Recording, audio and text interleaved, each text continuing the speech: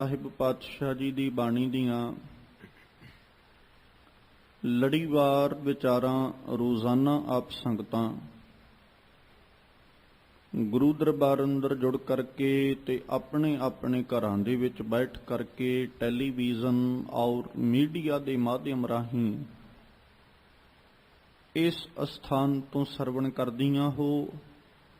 ਉਹਨਾਂ ਚੱਲ ਰਹੀਆਂ ਲੜੀਵਾਰ ਗੁਰਬਾਣੀ ਵਿਚਾਰਾਂ ਦੇ ਨਾਲ ਸਾਂਝ ਪਾਈਏ। ਵਿਚਾਰਾਂ ਆਰੰਭਣ ਤੋਂ ਪਹਿਲਾਂ ਸਤਿਗੁਰੂ ਧੰਨ ਗੁਰੂ ਗ੍ਰੰਥ ਸਾਹਿਬ ਜੀ ਕਿਰਪਾ ਕਰਨ, ਆਪਣਾ ਮਿਹਰ ਭਰਿਆ ਹੱਥ ਸਿਰ ਤੇ ਰੱਖਣ।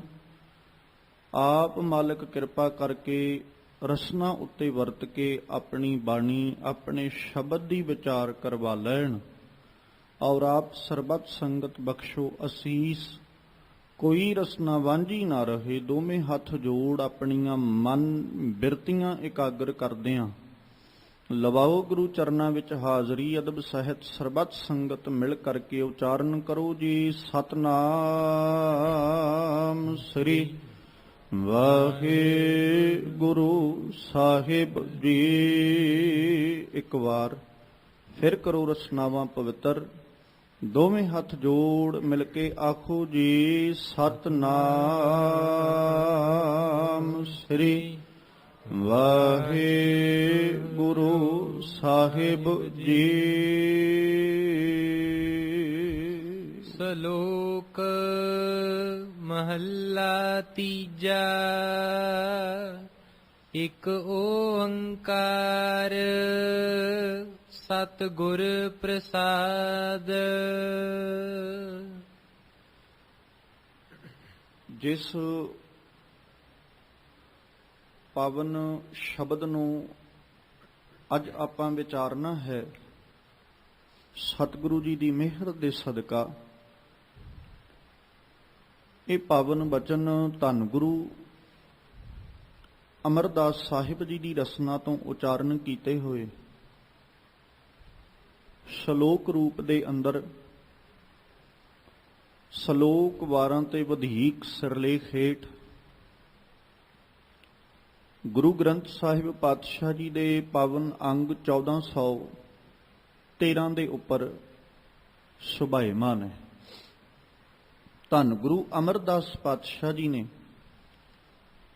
ਜੋ ਆਪਣੀ ਰਸਨਾ ਤੋਂ ਆਪਣੇ ਮੁਖਾਰ ਬਿੰਦ ਤੋਂ ਬਚਨ ਉਚਾਰਨ ਕੀਤੇ ਨੇ, ਉਹਨਾਂ ਦੇ ਵਿੱਚੋਂ ਆਪ ਸੰਗਤ ਨੇ ਪਹਿਲੇ 8 ਸ਼ਲੋਕਾਂ ਤੱਕ ਦੀ ਵਿਚਾਰ ਜਿਹੜੀ ਹੈ ਉਹ ਪਿਛਲੇਰੇ ਕੱਲ ਦੇ ਦੀਵਾਨਾਂ ਤੱਕ ਸਰਵਣ ਆਪ ਸੰਗਤਾਂ ਕਰ ਚੁੱਕੀਆਂ ਹੋ। ਅੱਜ ਅਗਲੇਰੇ ਸ਼ਲੋਕਾਂ ਦਾ ਪਾਠ ਆਪ ਸੰਗਤ ਨੇ ਸਰਵਣ ਕੀਤਾ। ਆਓ ਸਤਿਗੁਰੂ ਪਾਤਸ਼ਾਹ ਇਹਨਾਂ ਪਾਵਨ ਬਚਨਾਂ ਰਾਹੀਂ ਸਾਨੂੰ ਕੀ ਉਪਦੇਸ਼ ਦਿੰਦੇ ਹਨ। ਦੁਖ ਵਿਸਾਰਣ ਸ਼ਬਦ ਹੈ, ਜੇ ਮਨ ਵਸਾਏ ਕੋਏ। ਸਤਿਗੁਰੂ ਜੀ ਨੇ ਅੱਜ ਦੇ ਪਹਿਲੇ ਸ਼ਲੋਕ ਮਤਲਬ ਨਵੇਂ ਸ਼ਲੋਕ ਦੀ ਪ੍ਰਾਰੰਭਤਾ ਕਰਦਿਆਂ ਹੋਇਆਂ ਸੰਸਾਰ ਦੇ ਉੱਤੇ ਰਹਿੰਦੇ ਜੀਵਾਂ ਦੀ ਜੋ ਜ਼ਿੰਦਗੀ ਹੈ, ਜੋ ਜੀਵਨ ਹੈ, ਉਸ ਜੀਵਨ ਨੂੰ ਜਦੋਂ ਸਤਿਗੁਰੂ ਜੀ ਨੇ ਆਪਣੀਆਂ ਨੇਤਰਾਂ ਦੇ ਨਾਲ, ਆਪਣੀਆਂ ਅੱਖੀਆਂ ਦੇ ਨਾਲ ਜਦੋਂ ਨਿਹਾਰਿਆ ਤੇ ਮਾਲਕ ਪਾਤਸ਼ਾਹ ਨੇ ਸੰਸਾਰ ਜਿਹੜਾ ਉਹਨੂੰ ਦੁਖੀ ਵੇਖਿਆ, ਵਿਲਕਦਾ ਹੋਇਆ, ਤੜਫਦਾ ਹੋਇਆ ਇਹ ਸੰਸਾਰ ਜਿਹੜਾ ਨਾ ਉਹ ਨਜ਼ਰ ਆਇਆ। ਤੇ ਸਤਿਗੁਰੂ ਜੀ ਨੇ ਫਿਰ ਇਸ ਤੜਫਣਾ ਦਾ ਕਾਰਨ ਜਿਹੜਾ ਨਾ ਉਹਨੂੰ ਲੱਭਿਆ, ਕਿਉਂਕਿ ਕੋਈ ਵੀ ਜੀਵ ਤੜਫ ਰਿਹਾ, ਵਿਲਕ ਰਿਹਾ, ਤੇ ਉਹਦੇ ਵਿਲਕਣ ਦਾ, ਉਹਦੇ ਤੜਫਣ ਦਾ ਕੋਈ ਨਾ ਕੋਈ ਕਾਰਨ ਜ਼ਰੂਰ ਹੋਏਗਾ। ਜੇ ਕੋਈ ਦੁਖੀ ਬੈਠਾ ਹੈ ਤੇ ਉਹਦੇ ਦੁਖੀ ਹੋਣ ਦਾ ਕਾਰਨ ਕੋਈ ਨਾ ਕੋਈ ਜ਼ਰੂਰ ਹੋਏਗਾ। ਜੇ ਕੋਈ ਤੜਫ ਰਿਹਾ, ਕੋਈ ਵਿਲਕ ਰਿਹਾ, ਕੋਈ ਕੁਰਲਾ ਰਿਹਾ ਹੈ ਤੇ ਉਹਦੇ ਕੁਰਲਾਉਣ ਦਾ, ਵਿਲਕਣ ਦਾ ਕੋਈ ਨਾ ਕੋਈ ਕਾਰਨ ਹੈ। ਸਤਿਗੁਰੂ ਨੇ ਫਿਰ ਉਸ ਕਾਰਨ ਦੀ ਬਾਤ ਕੀਤੀ, ਕਿਉਂਕਿ ਇੱਕ ਇਨਸਾਨ ਹੋਵੇ ਸਮਾਜ ਉੱਤੇ, ਜਾਂ ਦੋ ਹੋਣ, ਕੋਈ 10-20 ਹੋਣ, ਤੇ ਆਪਾਂ ਮੰਨ ਲਈਏ ਕੋਈ ਹੋਰ ਕਾਰਨ ਹੋ ਸਕਦਾ ਹੈ ਕਿ ਇਹਨਾਂ ਦੀ ਜ਼ਿੰਦਗੀ 'ਚ ਦੁੱਖ, ਇਹਨਾਂ ਦੇ ਜੀਵਨ ਵਿੱਚ ਮੁਸ਼ਕਲਾਂ ਇਹਨਾਂ ਨੂੰ ਇਸ ਕਾਰਨ ਕਰਕੇ ਦਿਸ ਰਹੀਆਂ, ਜਾਂ ਇਹਨਾਂ ਮੁਸ਼ਕਲਾਂ ਦੇ ਆਉਣ ਦਾ ਕਾਰਨ ਇਹਨਾਂ ਦੇ ਸਨਮੁਖ ਆ ਹੈ। ਕਈ ਕਾਰਨ ਜਿਹੜੇ ਉਹ ਆਪਾਂ ਰੱਖ ਸਕਦੇ ਹਾਂ। ਪਰ ਹੁਣ ਸਾਰੇ ਦਾ ਸਾਰਾ ਸਮਾਜ ਹੀ ਤੜਫ ਰਿਹਾ ਹੈ, ਸਾਰੇ ਦਾ ਸਾਰਾ ਸੰਸਾਰ ਦੁਖੀ ਬੈਠਾ ਹੈ, ਸਾਰੇ ਦਾ ਸਾਰਾ ਸੰਸਾਰ ਵਿਲਕ ਰਿਹਾ। ਸਤਿਗੁਰੂ ਨੇ ਫਿਰ ਸੰਸਾਰ ਦੇ ਜਦੋਂ ਵਿਲਕਣ ਦੀ ਬਾਤ ਨੂੰ ਲੈ ਕਰਕੇ ਵਿਚਾਰਿਆ, ਜਾਂ ਸੰਸਾਰ ਦੀ ਵਿਲਕਣਾ ਦਾ ਕਾਰਨ ਲੱਭਿਆ, ਤੇ ਮਲਕ ਪਾਤਸ਼ਾਹ ਨੇ ਬੜੀ ਦ੍ਰਿੜਤਾ ਨਾਲ ਆਖਿਆ ਵੀ ਇਹਨਾਂ ਮਨੁੱਖਾਂ ਦੀ ਜ਼ਿੰਦਗੀ ਵਿੱਚ ਦੁੱਖਾਂ ਦਾ ਕਾਰਨ ਹੈ ਕਿ ਇਹਨਾਂ ਨੇ ਸ਼ਬਦ ਵਿਸਾਰ ਦਿੱਤਾ ਹੈ। ਇਹਨਾਂ ਨੇ ਆਪਣੀ ਜ਼ਿੰਦਗੀ ਦੇ ਵਿੱਚੋਂ, ਆਪਣੇ ਜੀਵਨ ਦੇ ਵਿੱਚੋਂ ਪ੍ਰਭੂ ਦਾ ਚਿੰਤਨ, ਅਕਾਲ ਪੁਰਖ ਪਰਮੇਸ਼ਵਰ ਦੀ ਯਾਦ, ਉਹਦੀ ਸਿਮਰਨ ਨੂੰ ਜਾਂ ਉਹਦੇ ਚਿੰਤਨ ਨੂੰ ਆਪਣੀ ਜ਼ਿੰਦਗੀ ਤੋਂ ਭੁਲਾ ਦਿੱਤਾ, ਜਿਸ ਕਰਕੇ ਇਹ ਸਾਰੇ ਦਾ ਸਾਰਾ ਸੰਸਾਰ ਜਿਹੜਾ ਉਹ ਦੁੱਖ ਵਿੱਚ ਬੈਠਾ ਹੋਇਆ। ਹੁਣ ਖਿਆਲ ਕਰੋ, ਧੰਨ ਗੁਰੂ ਅਮਰਦਾਸ ਪਾਤਸ਼ਾਹ ਜੀ ਦਾ ਪਾਵਨ ਬਚਨ ਜਿਹੜਾ ਅੱਜ ਮਾਲਕ ਜੀ ਨੇ ਬਖਸ਼ਿਸ਼ ਕੀਤਾ, ਕਹਿੰਦੇ ਦੁੱਖ ਵਿਸਾਰਨ ਸ਼ਬਦ ਹੈ। ਜਿਹੜਾ ਜੀਵ ਆਪਣੀ ਜ਼ਿੰਦਗੀ ਦੇ ਵਿੱਚੋਂ ਸ਼ਬਦ ਵਿਸਾਰ ਦਿੰਦਾ ਹੈ, ਦੁੱਖ, ਉਹ ਦੁੱਖ ਵਿੱਚ ਬੈਠਾ ਹੈ। ਹੁਣ ਇਹਦੇ ਬਿਲਕੁਲ ਫਿਰ ਆਪੋਜ਼ਿਟ ਸਤਿਗੁਰੂ ਜੀ ਨੇ ਦੂਜਾ ਜ਼ਿਕਰ ਕੀਤਾ, ਜੇ ਮਨ ਵਸਾਏ ਕੋਏ। ਹੁਣ ਇੱਕ ਉਹ ਹੈ ਜਿਹੜਾ ਸ਼ਬਦ ਵਿਸਾਰ ਕੇ ਬੈਠਾ, ਇੱਕ ਉਹ ਹੈ ਜਿਹੜਾ ਸ਼ਬਦ ਆਪਣੇ ਮਨ ਵਿੱਚ ਵਸਾ ਕੇ ਬੈਠਾ। ਦੋਨਾਂ ਦੀ ਜ਼ਿੰਦਗੀ ਜਿਉਣ ਦਾ ਤਰੀਕਾ ਵੱਖਰਾ ਹੈ। ਜਿਹੜਾ ਸ਼ਬਦ ਆਪਣੇ ਹਿਰਦੇ 'ਚ ਵਸਾ ਕੇ ਬੈਠਾ ਹੈ, ਉਹਦੀ ਜ਼ਿੰਦਗੀ ਜਿਉਣ ਦਾ ਤਰੀਕਾ ਕੁਝ ਹੋਰ, ਜ਼ਿੰਦਗੀ ਦੇ ਹਾਲਾਤ ਕੁਝ ਹੋਰ, ਜੀਵਨ ਦੇ ਹਾਲਾਤ ਕੁਝ ਹੋਰ। ਤੇ ਜਿਹੜਾ ਸ਼ਬਦ ਆਪਣੇ ਜੀਵਨ 'ਚੋਂ ਭੁਲਾ ਕੇ ਬੈਠਾ, ਉਹਦੀ ਜ਼ਿੰਦਗੀ ਜਿਉਣ ਦਾ ਤਰੀਕਾ ਕੁਝ ਹੋਰ, ਉਹਦੇ ਜੀਵਨ ਦੇ ਹਾਲਾਤ ਕੁਝ ਹੋਰ ਨੇ। ਸਤਿਗੁਰੂ ਦੀ ਬਾਣੀ ਪੜ੍ਹੋ, ਮਲਕ ਪਾਤਸ਼ਾਹ ਨੇ ਬਾਣੀ ਵਿੱਚ ਇੱਕ ਵਾਰ ਨਹੀਂ ਬੜੀ ਵਾਰ ਇਸ ਗੱਲ ਦੀ ਪ੍ਰੋੜਤਾ ਕੀਤੀ। ਸਤਿਗੁਰੂ ਜੀ ਨੇ ਨਾ, ਧੰਨ ਗੁਰੂ ਪਾਤਸ਼ਾਹ ਜੀ ਨੇ ਬਾਣੀ ਦੇ ਅੰਦਰ ਜ਼ਿਕਰ ਕਰਦਿਆਂ ਹੋਇਆਂ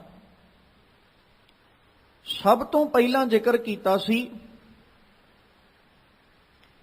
ਕਿ ਇਹ ਜੀਵ ਜਿਹੜੇ ਨੇ ਨਾ, ਜਿੰਨੇ ਵੀ ਅਕਾਲ ਪੁਰਖ ਪਰਮੇਸ਼ਵਰ ਜੀ ਤੁਸੀਂ ਪੈਦਾ ਕੀਤੇ ਨੇ,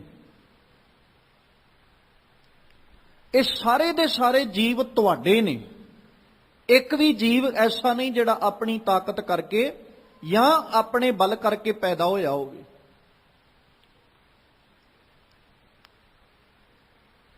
ਪਰ ਹੇ ਅਕਾਲ ਪੁਰਖ ਪਰਮੇਸ਼ਵਰ ਜੀ, ਜਿੰਨੇ ਜੀਵ ਤੁਸੀਂ ਪੈਦਾ ਕੀਤੇ ਨੇ, ਇਹਨਾਂ ਦੇ ਵਿੱਚੋਂ ਸੁਖੀ ਉਹੀ ਹੈ ਜਿਨ੍ਹਾਂ ਨੇ ਤੁਹਾਨੂੰ ਚੇਤੇ ਰੱਖਿਆ ਤੇ ਤੁਹਾਡੀ ਯਾਦ ਵਿੱਚ ਜੁੜ ਕੇ ਰਹੇ।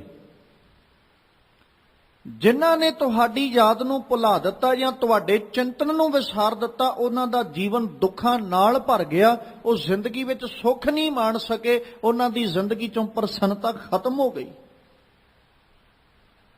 ਉਹਨਾਂ ਦੇ ਕੋਲ ਸੰਸਾਰਕ ਸੁੱਖ ਹੋ ਸਕਦਾ ਬਹੁ ਗਿਣਤੀ ਵਿੱਚ ਹੋਣ, ਉਹਨਾਂ ਦੇ ਕੋਲ ਸੰਸਾਰਕ ਸੁੱਖਾਂ ਵਾਲੇ ਪਦਾਰਥ ਬਹੁ ਗਿਣਤੀ ਵਿੱਚ ਹੋਣਗੇ, ਸੰਸਾਰਕ ਸੁੱਖਾਂ ਵਾਲੀਆਂ ਵਸਤੂਆਂ ਬਹੁ ਗਿਣਤੀ ਵਿੱਚ ਹੋਣਗੀਆਂ, ਪਰ ਅਕਾਲ ਪੁਰਖ ਪਰਮੇਸ਼ਵਰ ਜੀ ਉਹ ਸੁੱਖ ਮਾਣ ਨਹੀਂ ਸਕਦੇ। ਜਿਵੇਂ ਆਪਾਂ ਅਕਸਰ ਵਿਚਾਰਦੇ ਹਾਂ, ਇਸ ਬਾਤ ਨੂੰ ਵਿਚਾਰੀਦਾ ਹੈ ਕਿ ਇੱਕ ਇਨਸਾਨ ਸਮਾਜਿਕ ਵਸਤੂਆਂ ਖਰੀਦਦਾ ਹੋਇਆ, ਸੰਸਾਰਕ ਪਦਾਰਥ ਖਰੀਦਦਾ ਹੋਇਆ, ਜਾਂ ਸੰਸਾਰਕ ਕਾਰ ਵਿਹਾਰ ਕਰਦਿਆਂ ਬਹੁ ਗਿਣਤੀ 'ਚ ਉਹਨੇ ਧਨ ਇਕੱਠਾ ਕੀਤਾ, ਸੰਸਾਰਕ ਵਸਤੂਆਂ ਇਕੱਤਰ ਕੀਤੀਆਂ।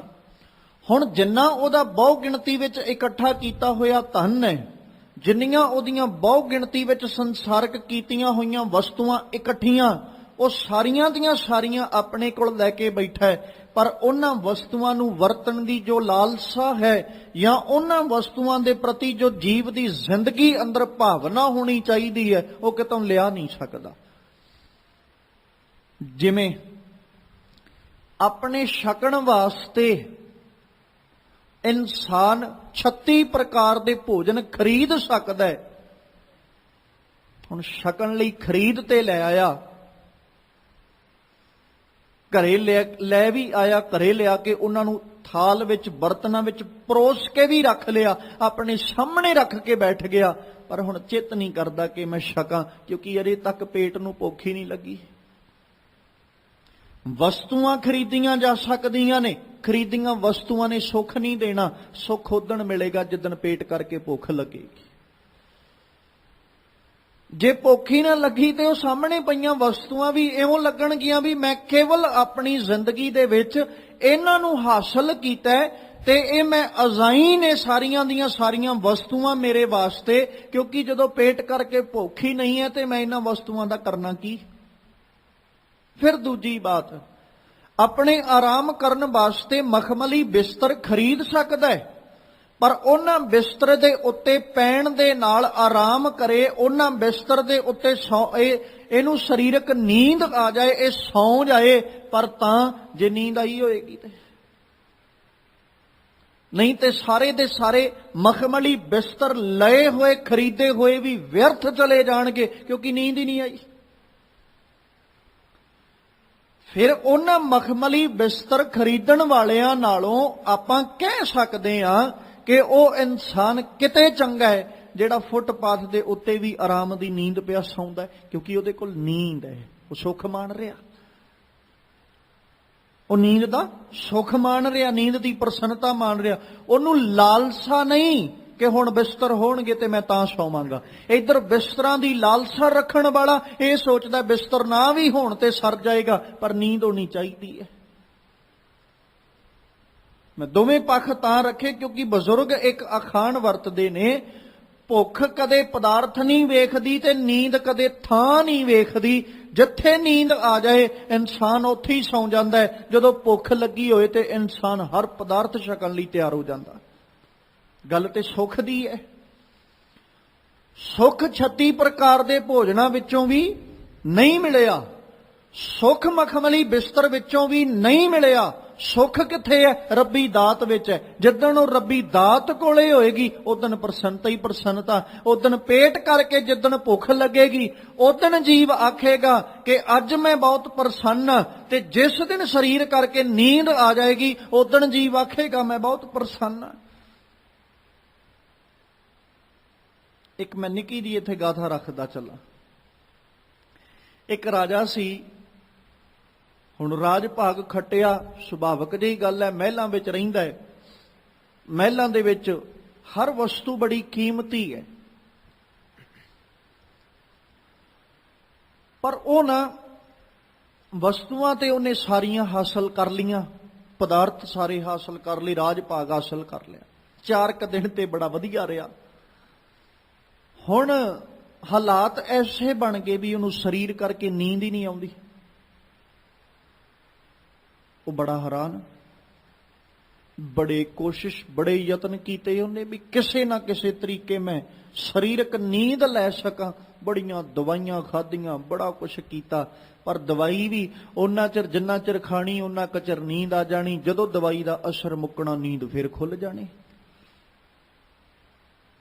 ਰਾਜਾ ਬੜਾ ਦੁਖੀ ਹੋ ਗਿਆ ਵੀ ਮੈਂ ਤੇ ਸੋਚਿਆ ਸੀ ਮੇਰੇ ਕੋਲ ਰਾਜ ਭਾਗ ਹੋਏਗਾ ਤੇ ਮੈਂ ਆਰਾਮ ਨਾਲ ਸੌਵਾਂਗਾ, ਮਖਮਲੀ ਬਿਸਤਰ ਹੋਣਗੇ, ਉੱਤੇ ਓਢਣ ਵਾਸਤੇ ਮਖਮਲੀ ਚਾਦਰ ਹੋਵੇਗੀ ਮੇਰੇ ਕੋਲ, ਮੇਰਾ ਪਲੰਗ ਬੜਾ ਕੀਮਤੀ ਹੋਏਗਾ, ਮੈਂ ਤੇ ਬੜੇ ਆਰਾਮ ਨਾਲ ਸੌਵਾਂਗਾ। ਸੋਚਿਆ ਤੇ ਇਹ ਸੀ, ਪਰ ਸਾਰਾ ਕੁਝ ਹਾਸਲ ਕਰਨ ਤੋਂ ਬਾਅਦ ਵਿੱਚ ਮੈਨੂੰ ਨੀਂਦ ਤੇ ਸਰੀਰਕ ਅਜੇ ਵੀ ਨਹੀਂ ਆਈ। ਬੜਾ ਚਿੰਤਾ ਵਿੱਚ ਪੈ ਗਿਆ। ਉਹਨੇ ਬੜੇ ਵੈਦ ਬੁਲਾਏ, ਬੜੇ ਉਹਨੇ ਡਾਕਟਰ ਸੱਦੇ, ਬੜਾ ਯਤਨ ਕੀਤਾ, ਸਿਆਣੇ ਤੋਂ ਸਿਆਣਾ ਮਨੁੱਖ ਸੱਦਿਆ, ਦੱਸੋ ਭਾਈ ਮੈਂ ਨੀਂਦ ਕਿਵੇਂ ਲਵਾਂ, ਮੈਂ ਸੌਵਾਂ ਕਿਵੇਂ। ਡਾਕਟਰਾਂ ਨੇ ਆਪਣਾ ਜ਼ੋਰ ਲਾ ਲਿਆ, ਸਿਆਣਿਆਂ ਮਨੁੱਖਾਂ ਨੇ ਤਰਕੀਬਾਂ ਦੱਸ ਕੇ ਆਪਣਾ ਜ਼ੋਰ ਲਾ ਲਿਆ, ਪਰ ਰਾਜਾ ਸੌਂ ਨਾ ਸਕਿਆ। ਉਹ ਬੜਾ ਦੁਖੀ ਹੋ ਗਿਆ ਵੀ ਹੁਣ ਕਰਾਂ ਕੀ। ਫਿਰ ਨਾ ਰਾਜੇ ਦੇ ਰਾਜ ਭਾਗ 'ਚ ਵੀ ਬਾਤ ਪਸਰ ਗਈ, ਕਿਉਂਕਿ ਇਹ ਨਹੀਂ ਨਾ ਪਤਾ ਵੀ ਸਿਆਣਪ ਮਤ ਦੇ ਕਿੰਨੇ ਜਾਣੀ ਹੈ, ਕਿੱਦਾਂ ਦੇ ਬੰਦੇ ਨੇ ਦੇ ਜਾਣੀ, ਕੋਈ ਨਹੀਂ ਪਤਾ। ਰਾਜੇ ਨੇ ਆਪਣੇ ਰਾਜ ਭਾਗ ਦੇ ਵਿੱਚ ਇੱਕ ਹੋਕਾ ਦਵਾਤਾ ਵੀ ਜਿਹੜਾ ਰਾਜੇ ਨੂੰ ਨੀਂਦ ਲਿਆਉਣ ਵਿੱਚ ਸਹਾਇਤਾ ਕਰੇਗਾ ਉਹ ਜੋ ਇਨਾਮ ਮੰਗੇਗਾ ਉਹਨੂੰ ਦਿੱਤਾ ਜਾਏਗਾ। ਬੜੇ ਬੰਦੇ ਆਏ ਚੱਲ ਚੱਲ, ਪਰ ਜ਼ੋਰ ਕਿਸੇ ਦਾ ਨਾ ਚੱਲਿਆ। ਫਿਰ ਇੱਕ ਨਾ ਗਰੀਬ ਜਿਹਾ ਮਨੁੱਖ ਆਇਆ ਚੱਲ ਕੇ, ਉਹਦੇ ਮੋਢੇ ਤੇ ਕਹੀ ਟੰਗੀ, ਆ ਗਿਆ ਰਾਜੇ ਕੋਲ। ਰਾਜੇ ਨੂੰ ਆ ਕੇ ਕਹਿੰਦਾ ਮੈਂ ਸ਼ਰਤੀਆ ਤੈਨੂੰ ਨੀਂਦ ਲਿਆ ਸਕਦਾ। ਰਾਜਾ ਨਾ ਉਹਦੇ ਵੱਲ ਵੇਖ ਕੇ ਹੈਰਾਨ ਹੋਇਆ ਤੇ ਰਾਜੇ ਦੇ ਸਲਾਹਕਾਰਾਂ ਨੇ ਕੋਲੇ ਖੜਿਆਂ ਨੇ ਇਹਨੂੰ ਇੱਕ ਮਖੌਲ ਕੀਤਾ, ਇੱਕ ਟਿੱਚਰ ਕੀਤੀ ਵੀ ਐਡੇ ਐਡੇ ਵੱਡੇ ਵੈਦ ਚੱਲ ਕੇ ਆਏ, ਉਹਨਾਂ ਕੋਲੋਂ ਰਾਜੇ ਨੂੰ ਨੀਂਦ ਆਈ ਕੋਈ ਨਾ। ਇੰਨੇ ਇੰਨੇ ਸਿਆਣੇ ਸੂਝਵਾਨ ਅਮੀਰ ਜ਼ਾਦੇ ਚੱਲ ਕੇ ਆਏ, ਰਾਜੇ ਨੂੰ ਉਦੋਂ ਤਾਂ ਨੀਂਦ ਆਈ ਨਹੀਂ। ਤੂੰ ਮੋਢੇ ਤੇ ਕਹੀ ਟੰਗੀ, ਕੱਪੜੇ ਤੇਰੇ ਪਾਠੇ, ਵੀ ਤੂੰ ਰਾਜੇ ਨੂੰ ਨੀਂਦ ਕਿੱਥੋਂ ਲਿਆ ਦੇਂਗਾ? ਕਹਿੰਦਾ ਮੈਂ ਸ਼ਰਤ ਲਾਉਣਾ, ਮੇਰੀ ਸ਼ਰਤੀਆ ਬਾਤ ਹੈ, ਮੈਂ ਰਾਜੇ ਨੂੰ ਨੀਂਦ ਲਿਆ ਸਕਦਾ। ਉਹ ਕਹਿੰਦੇ ਵੀ ਸੋਚ ਲਾ, ਮਜ਼ਾਕ ਨਾ ਕਰੀ, ਜੇ ਤੂੰ ਨੀਂਦ ਨਾ ਲਿਆ ਸਕਿਆ ਅਸੀਂ ਤੈਨੂੰ ਇੱਥੇ ਹੀ ਮੌਤ ਦੀ ਸਜ਼ਾ ਦੇ ਦੇਣੀ। ਉਹ ਕਹਿੰਦਾ ਮਨਜ਼ੂਰ ਹੈ। ਹੁਣ ਉਹਨੇ ਅੱਗੋਂ ਆਪਣੀ ਸ਼ਰਤ ਰੱਖੀ, ਕਹਿੰਦਾ ਜੋ ਰਾਜੇ ਨੇ ਕਿਹਾ ਫਿਰ ਤੁਸੀਂ ਉਹ ਪ੍ਰਵਾਨਣਾ ਹੈ। ਵੀ ਰਾਜੇ ਨੇ ਇਹ ਕਿਹਾ ਵੀ ਜਿਹੜਾ ਮੈਨੂੰ ਨੀਂਦ ਲਿਆ ਦੇਗਾ ਉਹ ਜੋ ਮੰਗੇਗਾ ਉਹਨੂੰ ਇਨਾਮ ਵਜੋਂ ਦਿੱਤਾ ਜਾਏਗਾ। ਕਹਿੰਦੇ ਠੀਕ ਹੈ। ਰਾਜਾ ਵੀ ਕੋਲੇ ਖੜੋਤਾ, ਕਹਿੰਦਾ ਠੀਕ ਹੈ ਭਾਈ। ਹੁਣ ਉਹਨੇ ਰਾਜੇ ਨੂੰ ਨੀਂਦ ਲਿਆਉਣ ਤੋਂ ਪਹਿਲਾਂ ਆਖਿਆ ਵੀ ਰਾਜਨ ਕਰਨਾ ਤੈਨੂੰ ਉਹ ਪਏਗਾ ਜੋ ਮੈਂ ਕਵਾਂਗਾ, ਕਿਸੇ ਹੋਰ ਕੋਲੋਂ ਨਹੀਂ, ਮੈਂ ਤੇਰੇ ਕੋਲੋਂ ਕਰਵਾਉਣਾ। ਰਾਜਾ ਕਹਿੰਦਾ ਠੀਕ ਹੈ, ਮੈਨੂੰ ਨੀਂਦ ਆਉਣੀ ਚਾਹੀਦੀ। ਉਹਨੇ ਨਾ ਉਹ ਜਿਹੜੀ ਕਹੀ ਆਪਣੇ ਮੋਢੇ ਤੇ ਰੱਖੀ ਸੀ ਉਹਨੇ ਰਾਜੇ ਨੂੰ ਫੜਾਤੀ, ਕਹਿੰਦਾ ਆਹ ਫੜ ਪਹਿਲੋਂ ਤੇ ਮੇਰੇ ਨਾਲ ਚੱਲ। ਉਹ ਲੈ ਗਿਆ, ਉਹਨੂੰ ਇੱਕ ਖਾਲੀ ਜਗ੍ਹਾ ਤੇ ਲਿਜਾ ਕੇ ਕਹਿੰਦਾ ਵੀ ਹੁਣ ਇੱਥੇ ਟੋਆ ਪੱਟ। ਉਹ ਰਾਜਾ ਕਹਿੰਦਾ ਵੀ ਮੈਂ ਸੌਣਾ ਹੈ, ਮੈਂ ਨੀਂਦ ਦੀ ਬਾਤ ਕੀਤੀ ਹੈ, ਟੋਆ ਕਿਉਂ ਪੱਟਾਂ? ਉਹ ਗਰੀਬ ਜਿਹਾ ਬੋਲਿਆ, ਕਹਿੰਦਾ ਵੀ ਮੈਂ ਤੈਨੂੰ ਪਹਿਲਾਂ ਕਿਹਾ ਸੀ ਜੋ ਮੈਂ ਆਖਾਂਗਾ ਤੂੰ ਉਹ ਕਰਨਾ ਹੈ। ਹੁਣ ਰਾਜਾ ਕੀ ਬੋਲਦਾ? ਉਹਨੇ ਟੋਆ ਪੱਟਣਾ ਸ਼ੁਰੂ ਕਰ ਲਿਆ। ਜਦੋਂ ਵਾਵਾ ਡੂੰਘਾ ਜਿਹਾ ਪੱਟਿਆ, ਰਾਜਾ ਥੱਕ ਗਿਆ, ਪਸੀਨੋ ਪਸੀਨੀ ਹੋਇਆ। ਉਹ ਪੱਟ ਕੇ ਰਾਜੇ ਨੂੰ, ਹੁਣ ਜਦੋਂ ਰਾਜਾ ਵੇਖ ਲਿਆ ਨਾ ਪਸੀਨੋ ਪਸੀਨੀ ਹੋ ਗਿਆ, ਉਹ ਮਨੁੱਖ ਕਹਿੰਦਾ ਬਸ ਕਰ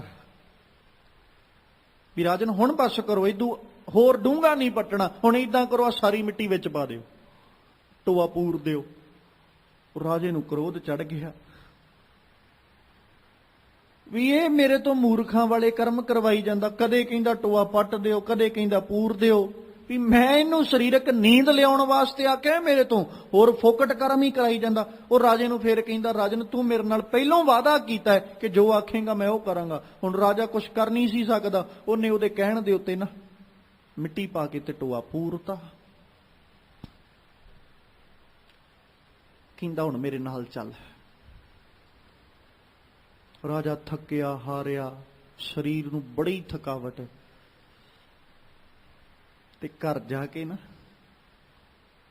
ਆਪਣੇ ਵਜ਼ੀਰਾਂ ਨੂੰ ਪਤਾ ਕੀ ਕਹਿੰਦਾ, ਭਾਈ ਛੇਤੀ ਭੋਜਨ ਲੈ ਕੇ ਆਓ, ਮੈਨੂੰ ਨੀਂਦ ਆ ਰਹੀ ਹੈ। ਹੁਣ ਉਹੀ ਰਾਜਾ ਹੈ ਜਿਹੜਾ ਇਹ ਕਹਿੰਦਾ ਸੀ ਵੀ ਮੈਂ ਸਰੀਰਕ ਨੀਂਦ ਲੈਣੀ ਚਾਹੁੰਦਾ, ਤੇ ਉਹੀ ਰਾਜਾ ਹੈ ਜਿਹਦੇ ਵਜ਼ੀਰਾਂ ਨੇ, ਜਿਹਦੇ ਸਲਾਹਕਾਰਾਂ ਨੇ ਉਸ ਗਰੀਬ ਨੂੰ ਮਖੌਲ ਕਰਦੇ ਆਖਿਆ ਸੀ ਤੂੰ ਕੀ ਕਰ ਸਕਦਾ ਹੈ। ਬਾਤ ਤੇ ਇਹ ਸੀ ਵੀ ਰਾਜਨ ਸਾਰਾ ਦਿਨ ਤੂੰ ਮਖਮਲੀ ਗੱਦਿਆਂ ਤੇ ਬੈਠਾ ਤੇ ਰਹਿਣਾ, ਪਰ ਤੇਰੀ ਸਰੀਰਕ ਹਲਚਲ ਨਹੀਂ, ਤੂੰ ਆਰਾਮ ਦੀ ਜ਼ਿੰਦਗੀ ਤੇ ਜਿਉਣਾ ਚਾਹੁੰਦਾ, ਪਰ ਤੂੰ ਕਦੇ ਇਹ ਨਹੀਂ ਸੋਚਿਆ ਕਿ ਇਹੀ ਜਿਹੜੇ ਆਰਾਮ ਦੀ ਜ਼ਿੰਦਗੀ ਹੈ ਨਾ, ਇਹ ਮੇਰੇ ਲਈ ਦੁੱਖਾਂ ਦਾ ਕਾਰਨ ਵੀ ਬਣ ਸਕਦੀ ਹੈ।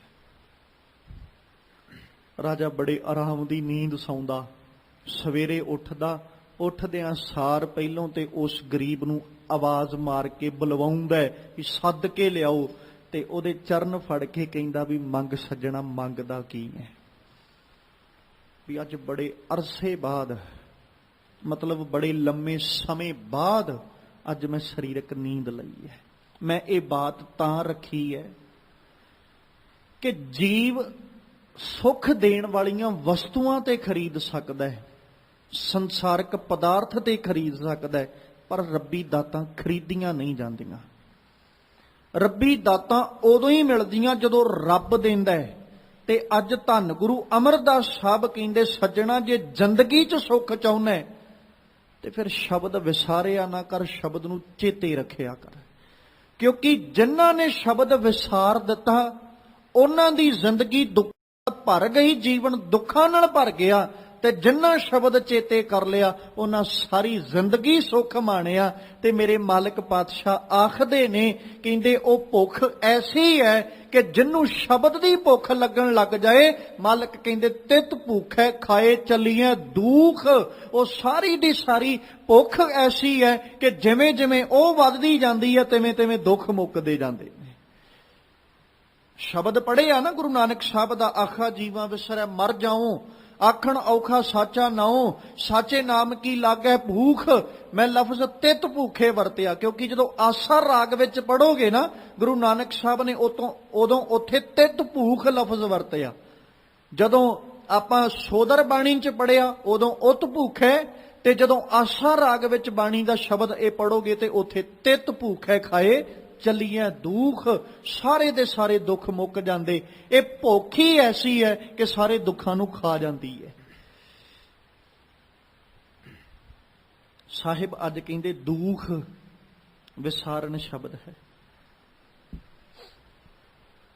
ਹੁਣ ਜਿੰਨਾ ਜਿੰਨਾ ਵਿਸਾਰਿਆ ਉਹਨਾਂ ਦੀ ਜ਼ਿੰਦਗੀ 'ਚੋਂ ਦੁੱਖ ਸਹੇੜ ਕੇ ਖੁਦ ਬਹਿ ਗਏ ਨਾ। ਫਿਰ ਗੁਰੂ ਨਾਨਕ ਸਾਹਿਬ ਨੂੰ ਇਸੇ ਕਰਕੇ ਆਖਣਾ ਪਿਆ ਸੀ, ਬਾਲੀ ਰੋਵੇ ਨਾਹੇ ਪਤਾਰ, ਨਾਨਕ ਦੁਖੀਆ ਸਭ ਸੰਸਾਰ। ਉਹ ਦੁਖੀ ਹੋਣ ਦਾ ਕਾਰਨ ਹੀ ਇਹ ਹੈ ਕਿ ਉਹਨਾਂ ਕੋਲ ਸ਼ਬਦ ਦੀ ਯਾਦ ਚਿੰਤਨ ਨਹੀਂ ਹੈ। ਜਿਨ੍ਹਾਂ ਕੋਲ ਰੱਬੀ ਯਾਦ ਹੈ ਉਹ ਤੇ ਬੜਾ ਸੁੱਖ ਭਰਿਆ ਜੀਵਨ ਬਤੀਤ ਕਰਦੇ ਨੇ, ਉਹ ਤੇ ਬੜੀ ਆਰਾਮਦਾਇਕ ਜ਼ਿੰਦਗੀ ਗੁਜ਼ਾਰਦੇ ਨੇ। ਗੁਰਬਾਣੀ ਦੇ ਅੰਦਰ ਸਤਿਗੁਰੂ ਜੀ ਨੇ ਉੱਥੇ ਲਫ਼ਜ਼ ਇਹ ਵਰਤੇ ਸਨ ਕਿ ਜੈ ਤਨ ਬਾਣੀ ਵਿਸਰ ਜਾਏ, ਜਿਉਂ ਪੱਕਾ ਰੋਗੀ ਵਿਲ ਲਾਏ। ਤੇਰੇ ਰੋਗਾਂ ਦਾ ਕਾਰਨ ਕੋਈ ਹੋਰ ਨਹੀਂ ਹੈ, ਤੇਰੇ ਦੁੱਖਾਂ ਦਾ ਕਾਰਨ ਕੁਝ ਹੋਰ ਨਹੀਂ ਹੈ, ਤੂੰ ਖੁਦ ਆਪਣੇ ਦੁੱਖਾਂ ਦਾ ਕਾਰਨ ਹੈ।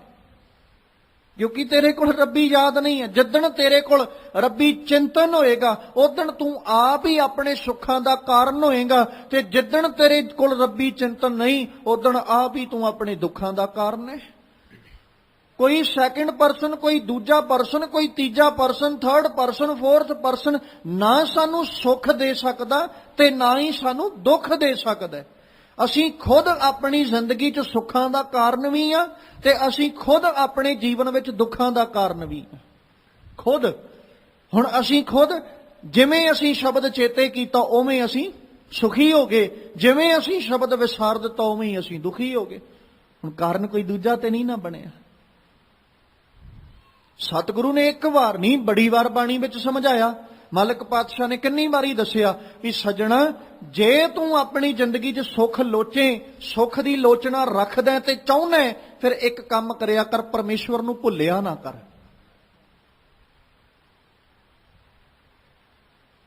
ਪਰਮੇਸ਼ਵਰ ਨੂੰ ਭੁੱਲਿਆ ਨਾ ਕਰ। ਇੱਕ ਨਾ ਸਤਿਗੁਰੂ ਜੀ ਦੀ ਪਾਵਨ ਬਾਣੀ ਦਾ ਬਚਨ ਹੈ, ਉੱਥੇ ਮਾਲਕ ਪਤਾ ਕੀ ਕਹਿੰਦੇ? ਕਹਿੰਦੇ ਜਦੋਂ ਮਨੁੱਖ ਰੱਬ ਨੂੰ ਭੁੱਲਦਾ ਨਾ ਇਹਨੂੰ ਹਵਾ ਲੱਗ ਜਾਂਦੀ। ਹਵਾ ਲੱਗ ਜਾਣ ਤੋਂ ਭਾਵ ਵੀ ਦੁੱਖਾਂ ਦੀਆਂ ਹਵਾਵਾਂ ਇਹਨੂੰ ਅੱਗੇ ਪਹੁੰਚਣ ਲੱਗ ਜਾਂਦੀਆਂ, ਛੂਹਣ ਲੱਗ ਜਾਂਦੀਆਂ। ਤੇ ਇੱਕ ਪਾਸੇ ਸਤਿਗੁਰੂ ਕਹਿੰਦੇ ਉਦੋਂ ਤੱਤੀ ਹਵਾ ਵੀ ਨਹੀਂ ਲੱਗਦੀ ਜਦੋਂ ਰੱਬ ਦੀ ਸ਼ਰਨ ਵਿੱਚ ਹੁੰਨੇ ਆ। ਉੱਥੇ ਸਤਿਗੁਰੂ ਨੇ ਲਫ਼ਜ਼ ਵਰਤਿਆ, ਕਹਿੰਦੇ ਜਾਂ ਵਿਸਰਿਆ ਤਾਂ ਲੱਗੈ ਹਵਾ। ਜਦੋਂ ਵਿਸਰਿਆ ਉਹ ਅਕਾਲ ਪੁਰਖ ਉਦੋਂ ਹੀ ਹਵਾ ਲੱਗ ਗਈ। ਇੱਕ ਪਾਸੇ ਕਹਿਤਾ ਤਾਤੀ ਬਾਹੂ ਨਾ ਲੱਗ ਗਈ ਪਾਰ ਬ੍ਰਹਮ ਸ਼ਰਨਾਈ, ਹਵਾ ਲੱਗਣ ਹੀ ਨਹੀਂ ਦਿੰਦਾ ਉਹ। ਹੁਣ ਹਵਾ ਲੱਗੀ ਕਦੋਂ? ਜਾਂ ਵਿਸਰੇ। ਜੇ ਤੂੰ ਸ਼ਰਨ ਵਿੱਚ ਰਹਿੰਦਾ ਤੇ ਹਵਾ ਕਿੱਥੋਂ ਲੱਗਦੀ ਤੈਨੂੰ? ਤੈਨੂੰ ਤੱਤੀ ਹਵਾ ਲੱਗਣ ਦਾ ਕਾਰਨ ਹੀ ਇਹ ਹੈ ਕਿ ਤੂੰ ਵਿਸਰਿਆ ਉਹਨੂੰ, ਤੂੰ ਵਿਸਾਰਿਆ, ਤੂੰ ਉਹਨੂੰ ਭੁਲਾਇਆ, ਉਹਨੇ ਤੂੰ ਭੁਲਾਇਆ, ਉਧਰੋਂ ਤੈਨੂੰ ਹਵਾਵਾਂ ਲੱਗਣ ਲੱਗ ਗਈਆਂ। ਤੂੰ ਚੇਤੇ ਰੱਖਦਾ ਉਹ ਖੁਦ ਆਪਣੇ ਉੱਤੇ ਹਵਾਵਾਂ ਸਹਾਰ ਜਾਂਦਾ, ਪਰ ਤੈਨੂੰ ਤੱਤੀ ਹਵਾ ਵੀ ਨਾ ਲੱਗਣ ਦਿੰਦਾ। ਮੈਂ ਇੱਕ ਨਿੱਕਾ ਜਿਹਾ ਇਤਿਹਾਸਕ ਪੱਖ ਰੱਖਦਾ। ਭਾਈ ਦੁਨੀ ਚੰਦ ਹੈ, ਨਾ ਭੱਜਦਾ ਤੇ ਗੁਰੂ ਗੋਬਿੰਦ ਸਿੰਘ ਹਵਾ ਤੱਤੀ ਲੱਗਣ ਦਿੰਦੇ? ਭੱਜਿਆ ਤਾਂ ਹੀ ਮਰਿਆ ਨਾ। ਜੇ ਉਥੋਂ ਕਿਲਾ ਛੱਡ ਕੇ ਦੌੜਿਆ, ਮੌਤ ਕਿਉਂ ਆਈ? ਸਤਿਗੁਰੂ ਨੇ ਸਹਿਜ ਸੁਭਾ ਰਸਨਾ ਤੋਂ ਬਚਨ ਵਰਤੇ ਸਨ। ਕਵੀ ਸੰਤੋਖ ਸਿੰਘ ਨੇ ਆਖਿਆ, ਕਹਿੰਦੇ ਮੌਤ ਤੋਂ ਡਰਦਾ ਭੱਜਿਆ, ਮੌਤ ਅੱਗੇ ਖੜੀ ਹੈ। ਸਤਿਗੁਰੂ ਕਲਗੀਧਰ ਪਾਤਸ਼ਾਹ ਜੀ ਨੇ, ਕਵੀ ਸੰਤੋਖ ਸਿੰਘ ਨੇ ਇਹ ਬਚਨ ਲਿਖੇ ਕਿ ਗੁਰੂ ਕਲਗੀਧਰ ਸਾਹਿਬ ਜੀ ਨੇ ਇਹ ਬਚਨ ਆਪਣੀ ਰਸਨਾ ਤੋਂ ਵਰਤੇ ਸਨ ਕਿ ਉਹ ਹੋਣੀ ਨੂੰ ਟਾਲਦਾ ਹੋਇਆ ਆਪਣੀ ਜ਼ਿੰਦਗੀ ਬਚਾਉਣ ਲਈ ਭੱਜਿਆ, ਪਰ ਉਹਦੀ ਮੌਤ ਅੱਗੇ ਖੜੋਤੀ ਹੈ। ਭੱਜਿਆ ਤੇ ਇਹ ਸੀ ਵੀ ਕਿਤੇ ਹਾਥੀ ਨਾ ਮਾਰ ਦੇ। ਹਾਥੀ ਕੋਲੋਂ ਜੇ ਮਰ ਵੀ ਜਾਂਦਾ, ਸੰਸਾਰ 'ਚ ਜਸ ਬਹੁਤ ਹੋਣਾ ਸੀ, ਸੰਸਾਰ 'ਚ ਸ਼ੋਭਾ ਬੜੀ ਹੋਣੀ ਸੀ। ਪਰ ਹੁਣ ਬੇਮੁਖ ਹੋ ਕੇ ਮਰਿਆ, ਮਰਿਆ ਵੀ ਸੱਪ ਲੜਨ ਦੇ ਨਾਲ। ਕਿੰਨਿਆਂ ਕਨੇ ਸ਼ੋਭਾ ਕੀਤੀ, ਕਿੰਨਿਆਂ ਕਨੇ ਵਡਿਆਇਆ। ਹਵਾ ਤੇ ਉਦੋਂ ਹੀ ਲੱਗੀ ਨਾ ਜਦੋਂ ਬੇਮੁਖ ਹੋਇਆ। ਜੇ ਗੁਰੂ ਕਲਗੀਧਰ ਸਾਹਿਬ ਕੋਲ ਰਹਿੰਦਾ, ਮਾਲਕ ਜੇ ਬਚਿੱਤਰ ਸਿੰਘ ਕੋਲੋਂ ਹਾਥੀ ਮਰਵਾ ਸਕਦੇ, ਦੁਨੀ ਚੰਦ ਨੂੰ ਤੇ ਸਤਿਗੁਰੂ ਨੇ ਆਪ ਆਖਿਆ ਸੀ ਵੀ ਦੁਨੀ ਚੰਦ ਤੂੰ ਲੜਨਾ, ਤੇ ਕੀ ਸਤਿਗੁਰੂ ਉਹਦੇ ਕੋਲੋਂ ਨਾ ਮਰਵਾਉਂਦੇ? ਭਾਈ ਬਚਿੱਤਰ ਸਿੰਘ ਨੂੰ ਤੇ ਬਾਅਦ ਵਿੱਚ ਚੁਣਿਆ ਨਾ ਸਤਿਗੁਰੂ ਨੇ ਵੀ ਅਸੀਂ ਇਹਨੂੰ ਭੇਜਣਾ। ਉਧਰੋਂ ਹਾਥੀ ਆਏਗਾ ਤੇ ਸਾਡਾ ਸ਼ੇਰ ਅੱਗੇ ਜਾ ਕੇ ਹਾਥੀ ਦੇ ਖੜੋਵੇਗਾ। ਤੇ ਜਿਸ ਸ਼ਖਸ ਵੱਲ ਹੱਥ ਕਰਕੇ ਗੁਰੂ ਕਲਗੀਧਰ ਸਾਹਿਬ ਨੇ ਆਖਿਆ ਸੀ ਵੀ ਜੇ ਉਹਨਾਂ ਦਾ ਮਸਤ ਹਾਥੀ ਆ ਰਿਹਾ ਤੇ ਸਾਡੇ ਕੋਲ ਵੀ ਹਾਥੀ ਦਾ ਮੁਕਾਬਲਾ ਕਰਨ ਲਈ ਆ ਹੈ ਦੁਨੀ ਚੰਦ, ਸਾਡਾ ਇਹ ਸਿੱਖ ਹੈ ਤੇ ਇਹ ਜਾ ਕੇ ਹਾਥੀ ਦਾ ਮੁਕਾਬਲਾ ਕਰੇਗਾ। ਤੇ ਕੀ ਮਾਲਕ ਬਾਦਸ਼ਾਹ ਉਹਦੀ ਰੱਖਿਆ ਨਾ ਕਰਦੇ? ਬਾਤ ਇਹ ਵੀ ਜਦੋਂ ਵਿਸਰਿਆ ਉਦੋਂ ਹਵਾ ਲੱਗੀ, ਤੇ ਜਦੋਂ ਅਸੀਂ ਉਹਦੀ ਸ਼ਰਨ ਵਿੱਚ ਆਉਂ, ਸਤਿਗੁਰੂ ਦੀ ਬਾਣੀ ਕਹਿੰਦੀ ਹੈ, ਮਾਲਕ ਪਾਤਸ਼ਾਹ ਬਾਣੀ ਰਾਹੀਂ ਸਮਝਾਉਂਦਿਆਂ ਆਖਦੇ, ਔਖੀ ਘੜੀ ਨਾ ਦੇਖਣ ਦੇਈ ਆਪਣਾ ਬਿਰਦ ਸੰਭਾਲੇ। ਹਾਥ ਦੇ ਕਰ ਰੱਖੈ ਆਪਣੇ ਸਾਸ ਸਾਸ ਰਤ ਪਾਲੇ। ਪਰ ਕਦੋਂ? ਪ੍ਰਭ ਸਿਉ ਲਾਗ ਰਹਿਓ ਮੇਰਾ ਚੀਤ। ਜਦੋਂ ਚਿੱਤ ਜੁੜਿਆ ਫਿਰ ਆਦ ਅੰਤ ਪ੍ਰਭ ਸਦਾ ਸਹਾਈ। ਧਨ ਹਮਾਰਾ ਮੀਤ, ਉਹ ਮੇਰਾ ਮਿੱਤਰ ਬੜਾ ਧਨਤਾ ਯੋਗ ਹੈ। ਉਹ ਮੇਰੇ ਆਦ ਵਿੱਚ ਵੀ ਸਹਾਈ ਹੈ, ਮੇਰੇ ਅੰਤ ਵਿੱਚ ਵੀ ਸਹਾਈ ਹੈ। ਤੇ ਅੱਜ ਧੰਨ ਗੁਰੂ ਅਮਰਦਾਸ ਕਹਿੰਦੇ, ਉਹ ਸੱਜਣਾ ਜ਼ਿੰਦਗੀ ਫਰੋਲ ਕੇ ਵੇਖ, ਸ਼ਬਦ ਚੇਤੇ ਹੈ ਕਿ ਭੁਲਾਤਾ। ਆਪਣਾ ਹਿਰਦਾ ਫਰੋਲ ਕੇ ਵੇਖ, ਜੇ ਤੇ ਚੇਤੇ ਹੈ ਫਿਰ ਤੇ ਤੇਰਾ ਜੀਵਨ ਸੁਖ ਭਰਿਆ ਹੋਣਾ ਚਾਹੀਦਾ ਹੈ। ਤੇ ਜੇ ਤੇਰਾ ਜੀਵਨ ਦੁੱਖਾਂ ਨਾਲ ਭਰਿਆ, ਬਸ ਅੰਦਰ ਫਰੋਲ ਕੇ ਵੇਖ, ਅੰਦਰ ਕਮੀ ਹੈ, ਤੇਰੇ ਕੋਲ ਸ਼ਬਦ ਨਹੀਂ ਹੈ। ਜੇ ਸ਼ਬਦ ਹੋਵੇ ਤੇ ਉਹ ਸੱਚੇ ਦਾ ਸ਼ਬਦ ਹੀ ਐਸਾ ਕਿ ਜ਼ਿੰਦਗੀ ਸੁੱਖ ਨਾਲ ਭਰ ਦਿੰਦਾ। ਉਹ ਤੇ ਦੁੱਖ ਨਿਵਾਰਨਹਾਰ ਹੈ। ਉਹਦਾ ਸ਼ਬਦ ਐਸਾ ਵੀ ਉਹ ਦੁੱਖਾਂ ਨੂੰ ਨਿਵਾਰਨ ਵਾਲਾ ਹੈ, ਖਤਮ ਕਰ ਦਿੰਦਾ ਦੁੱਖ। ਮਾਲਕ ਪਾਤਸ਼ਾਹ ਦੀ ਬਾਣੀ ਕਹਿੰਦੀ ਨਾ, ਦੁੱਖ ਭੰਜਨ ਤੇਰਾ ਨਾਮ ਜੀ, ਦੁੱਖ ਭੰਜਨ ਤੇਰਾ ਨਾਮ। ਜਿਹੜੇ ਕੋਲ ਹੁਣ ਰੱਬ ਦਾ ਚਿੰਤਨ, ਰੱਬ ਦਾ ਨਾਮ ਹੈ, ਦੁੱਖ ਤੇ ਉਹਦੇ ਹੀ ਮੁੱਕਣੇ ਨਾ। ਜਿਹਦੇ ਕੋਲ ਹੈ ਹੀ ਨਹੀਂ, ਉਹ ਤੇ ਖੁਦ ਸਹੇੜ ਕੇ ਬੈਠਾ ਦੁੱਖ ਆਪਣੇ। ਔਰ ਗੁਰਬਾਣੀ ਨੂੰ ਪੜੋ। ਗੁਰਬਾਣੀ ਇੱਥੋਂ ਤੱਕ ਸਮਝਾਉਂਦਿਆਂ ਸਾਨੂੰ ਕਹਿੰਦੀ ਹੈ, ਸੱਜਣਾ ਦੁੱਖ ਹੀ ਆਹ ਹੈ ਕਿ ਤੂੰ ਰੱਬੀ ਯਾਦ ਭੁੱਲ ਕੇ ਬੈਠਾ। ਦੂਜੀਆਂ ਤੇ ਬਾਤਾਂ ਹੀ ਛੱਡ ਦੇ। ਦੁੱਖ ਇਹੀ ਹੈ ਕਿ ਤੇਰੇ ਕੋਲ ਰੱਬੀ ਚਿੰਤਨ ਨਹੀਂ ਹੈ। ਜੇ ਤੇਰੇ ਕੋਲ ਚਿੰਤਨ ਹੋਵੇ ਨਾ, ਤੇ ਧੰਨ ਗੁਰੂ ਤੇਗ ਬਹਾਦਰ ਸਾਹਿਬ ਨੇ ਬੜਾ ਪਿਆਰਾ ਫੈਸਲਾ ਦਿੱਤਾ। ਮਾਲਕ ਪਾਤਸ਼ਾਹ ਕਹਿੰਦੇ, ਜੋ ਸੁੱਖ ਕੋ ਚਾਹੇ ਸਦਾ ਸ਼ਰਨ ਰਾਮ ਕੀਲੇ। ਛੱਡ ਦੇ ਬਾਕੀ ਸਾਰੀਆਂ ਗੱਲਾਂ, ਕਿਸੇ ਕੋਲ ਨਹੀਂ ਸੁੱਖਾਂ ਦਾ ਖਜ਼ਾਨਾ। ਕਿਉਂਕਿ ਇੱਥੇ ਤੇ ਆ ਹੀ ਹੈ ਕਿ ਕਿਸ ਪੈ ਖੋਲੋਂ ਗੰਠੜੀ ਦੁਖੀ ਪਰ ਆਇਆ। ਇੱਥੋਂ ਦਾ ਨਤੀਜਾ ਤੇ ਇਹ ਹੀ ਹੈ, ਦੁੱਖ ਕੀਆਂ ਪੰਡਾਂ ਖੁੱਲੀਆਂ, ਸੁੱਖ ਨਾ ਨਿਕਲਿਓ ਕੋਈ। ਇੱਥੇ ਤੇ ਸੱਚ ਇਹ ਹੈ, ਮਾਲਕ ਪਾਤਸ਼ਾਹ ਕਹਿੰਦੇ, ਦੁੱਖ ਉਹਦੇ ਜਾ ਕੇ ਅੱਗੇ ਫਰੋਲਿਆ ਕਰ ਜਿਹੜਾ ਆਪ ਸੁਖੀ ਹੋਵੇ। ਤੂੰ ਫਰੋਲ ਕੇ ਤੇ ਵੇਖ ਸੰਸਾਰ ਨੂੰ। ਫਰੀਦਾ ਮੈਂ ਜਾਣਿਆ ਦੁੱਖ ਮੁਝਕੂ, ਦੁੱਖ ਸਬਾਇਆ ਜਗ, ਉੱਚੇ ਚੜ ਕੇ ਦੇਖਿਆ ਤਾਂ ਘਰ ਘਰ ਇਹ ਅੱਗ। ਤੇ ਹੁਣ ਮੈਂ ਦੁੱਖ ਫਰੋਲਾਂ ਕਿਹਦੇ ਅੱਗੇ? ਤੇ ਸਤਿਗੁਰੂ ਕਹਿੰਦੇ, ਦੁੱਖ ਤਿਸਹਿ ਪੈ ਆਖੀ ਹੈ, ਸੁਖ ਜਿਸਹਿ ਹੀ ਪਾਸ। ਹੈ ਕਿਹਦੇ ਕੋਲ? ਨਜ਼ਰ ਆਇਆ। ਉਹ ਸਤਿਗੁਰੂ ਪਾਤਸ਼ਾਹ ਜੀ ਦਾ ਪਾਵਨ ਬਚਨ ਆਪਾਂ ਪੜ੍ਹਿਆ ਨਾ ਗੁਰੂ ਨਾਨਕ ਸਾਹਿਬ ਦਾ, ਵੀ ਉੱਥੇ ਰੋਵੈ ਰਾਮ ਨਿਕਾਲਾ ਭਇਆ, ਸੀਤਾ ਲਛਮਣ ਵਿਛੜ ਗਿਆ। ਉਹ ਸਾਰੇ ਸ਼ਬਦ ਵਿੱਚ ਮਾਲਕ ਨੇ ਦੁਨੀਆ ਦਾ ਇੱਕ ਇੱਕ ਸ਼ਖਸ ਗਿਣਾਇਆ ਵੀ ਐਸਾ ਕੋਈ ਨਹੀਂ। ਤੇ ਅਖੀਰ 'ਚ ਆ ਕੇ ਆਖਿਆ ਸੀ ਨਾਨਕ ਦੁਖੀਆ ਸਭ ਸੰਸਾਰ। ਦੁੱਖ ਫਰੋਲਣੇ ਕਿਹਦੇ ਅੱਗੇ ਜਾ ਕੇ? ਫਿਰ ਧੰਨ ਗੁਰੂ ਅਰਜਨ ਦੇਵ ਪਾਤਸ਼ਾਹ ਨੇ ਇੱਕ ਫੈਸਲਾ ਦਿੱਤਾ।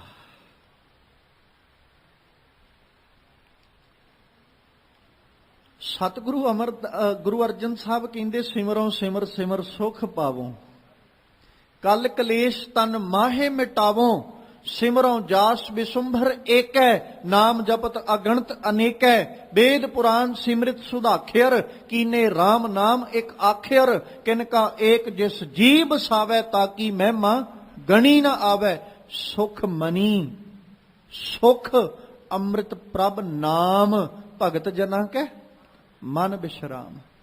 ਫਿਰ ਪ੍ਰਭ ਕੈ ਸਿਮਰਨ ਗਰਭ ਨਾ ਵਸੈ, ਪ੍ਰਭ ਕੈ ਸਿਮਰਨ ਦੁਖ ਜਮ ਨਸੈ। ਆਹੀ ਖਤਮ ਕਰਨੇ ਨਾ ਜ਼ਿੰਦਗੀ ਚ।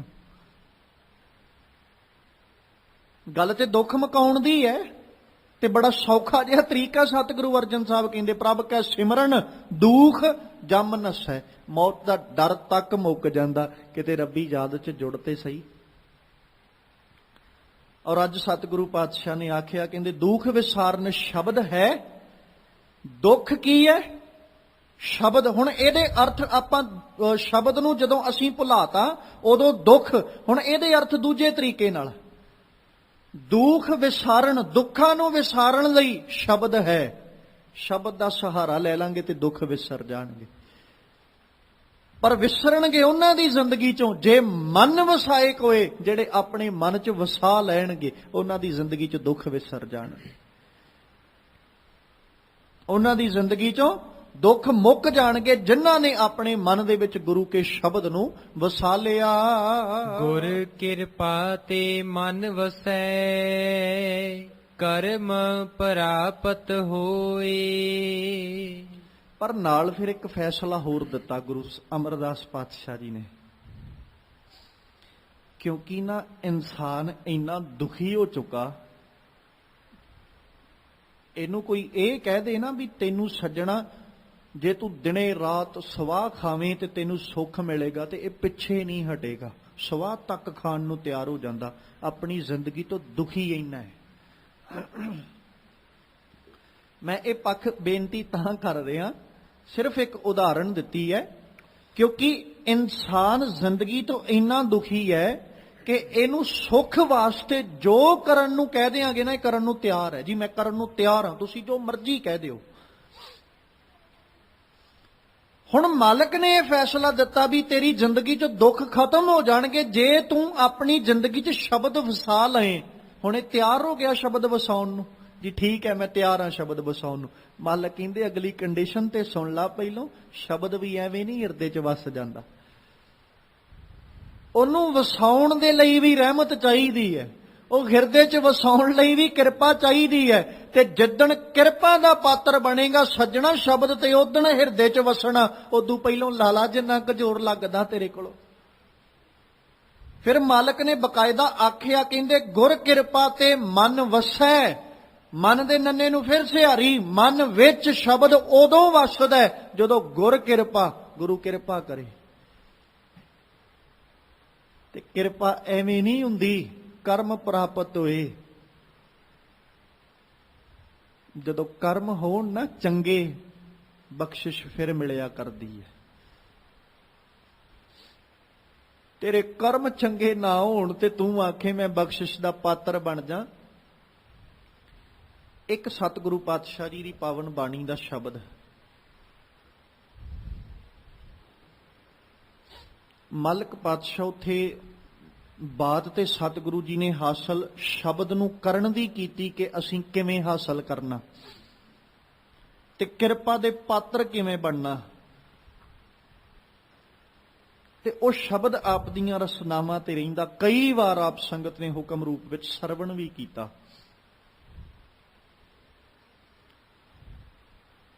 ਮਲਕ ਪਾਤਸ਼ਾਹ ਕਹਿੰਦੇ ਜਪੋ ਤਾਂ ਏਕੋ ਨਾਮਾ, ਅਵਰ ਨਿਰਾਫਲ ਕੰਮ। ਤੇ ਤਰੀਕਾ ਦੱਸਿਆ, ਇਹ ਮਨ ਈਟੀ ਹਾਥ ਕਰੋ, ਫੁਨ ਨੇਤਰੋ ਨੀਂਦ ਨਾ ਆਵੇ, ਰਸਨਾ ਨਾਮ ਜਪੋ ਤਬ ਮਥੀਐ, ਇਨ ਬਿਦ ਅੰਮ੍ਰਿਤ ਪਾਵੋ।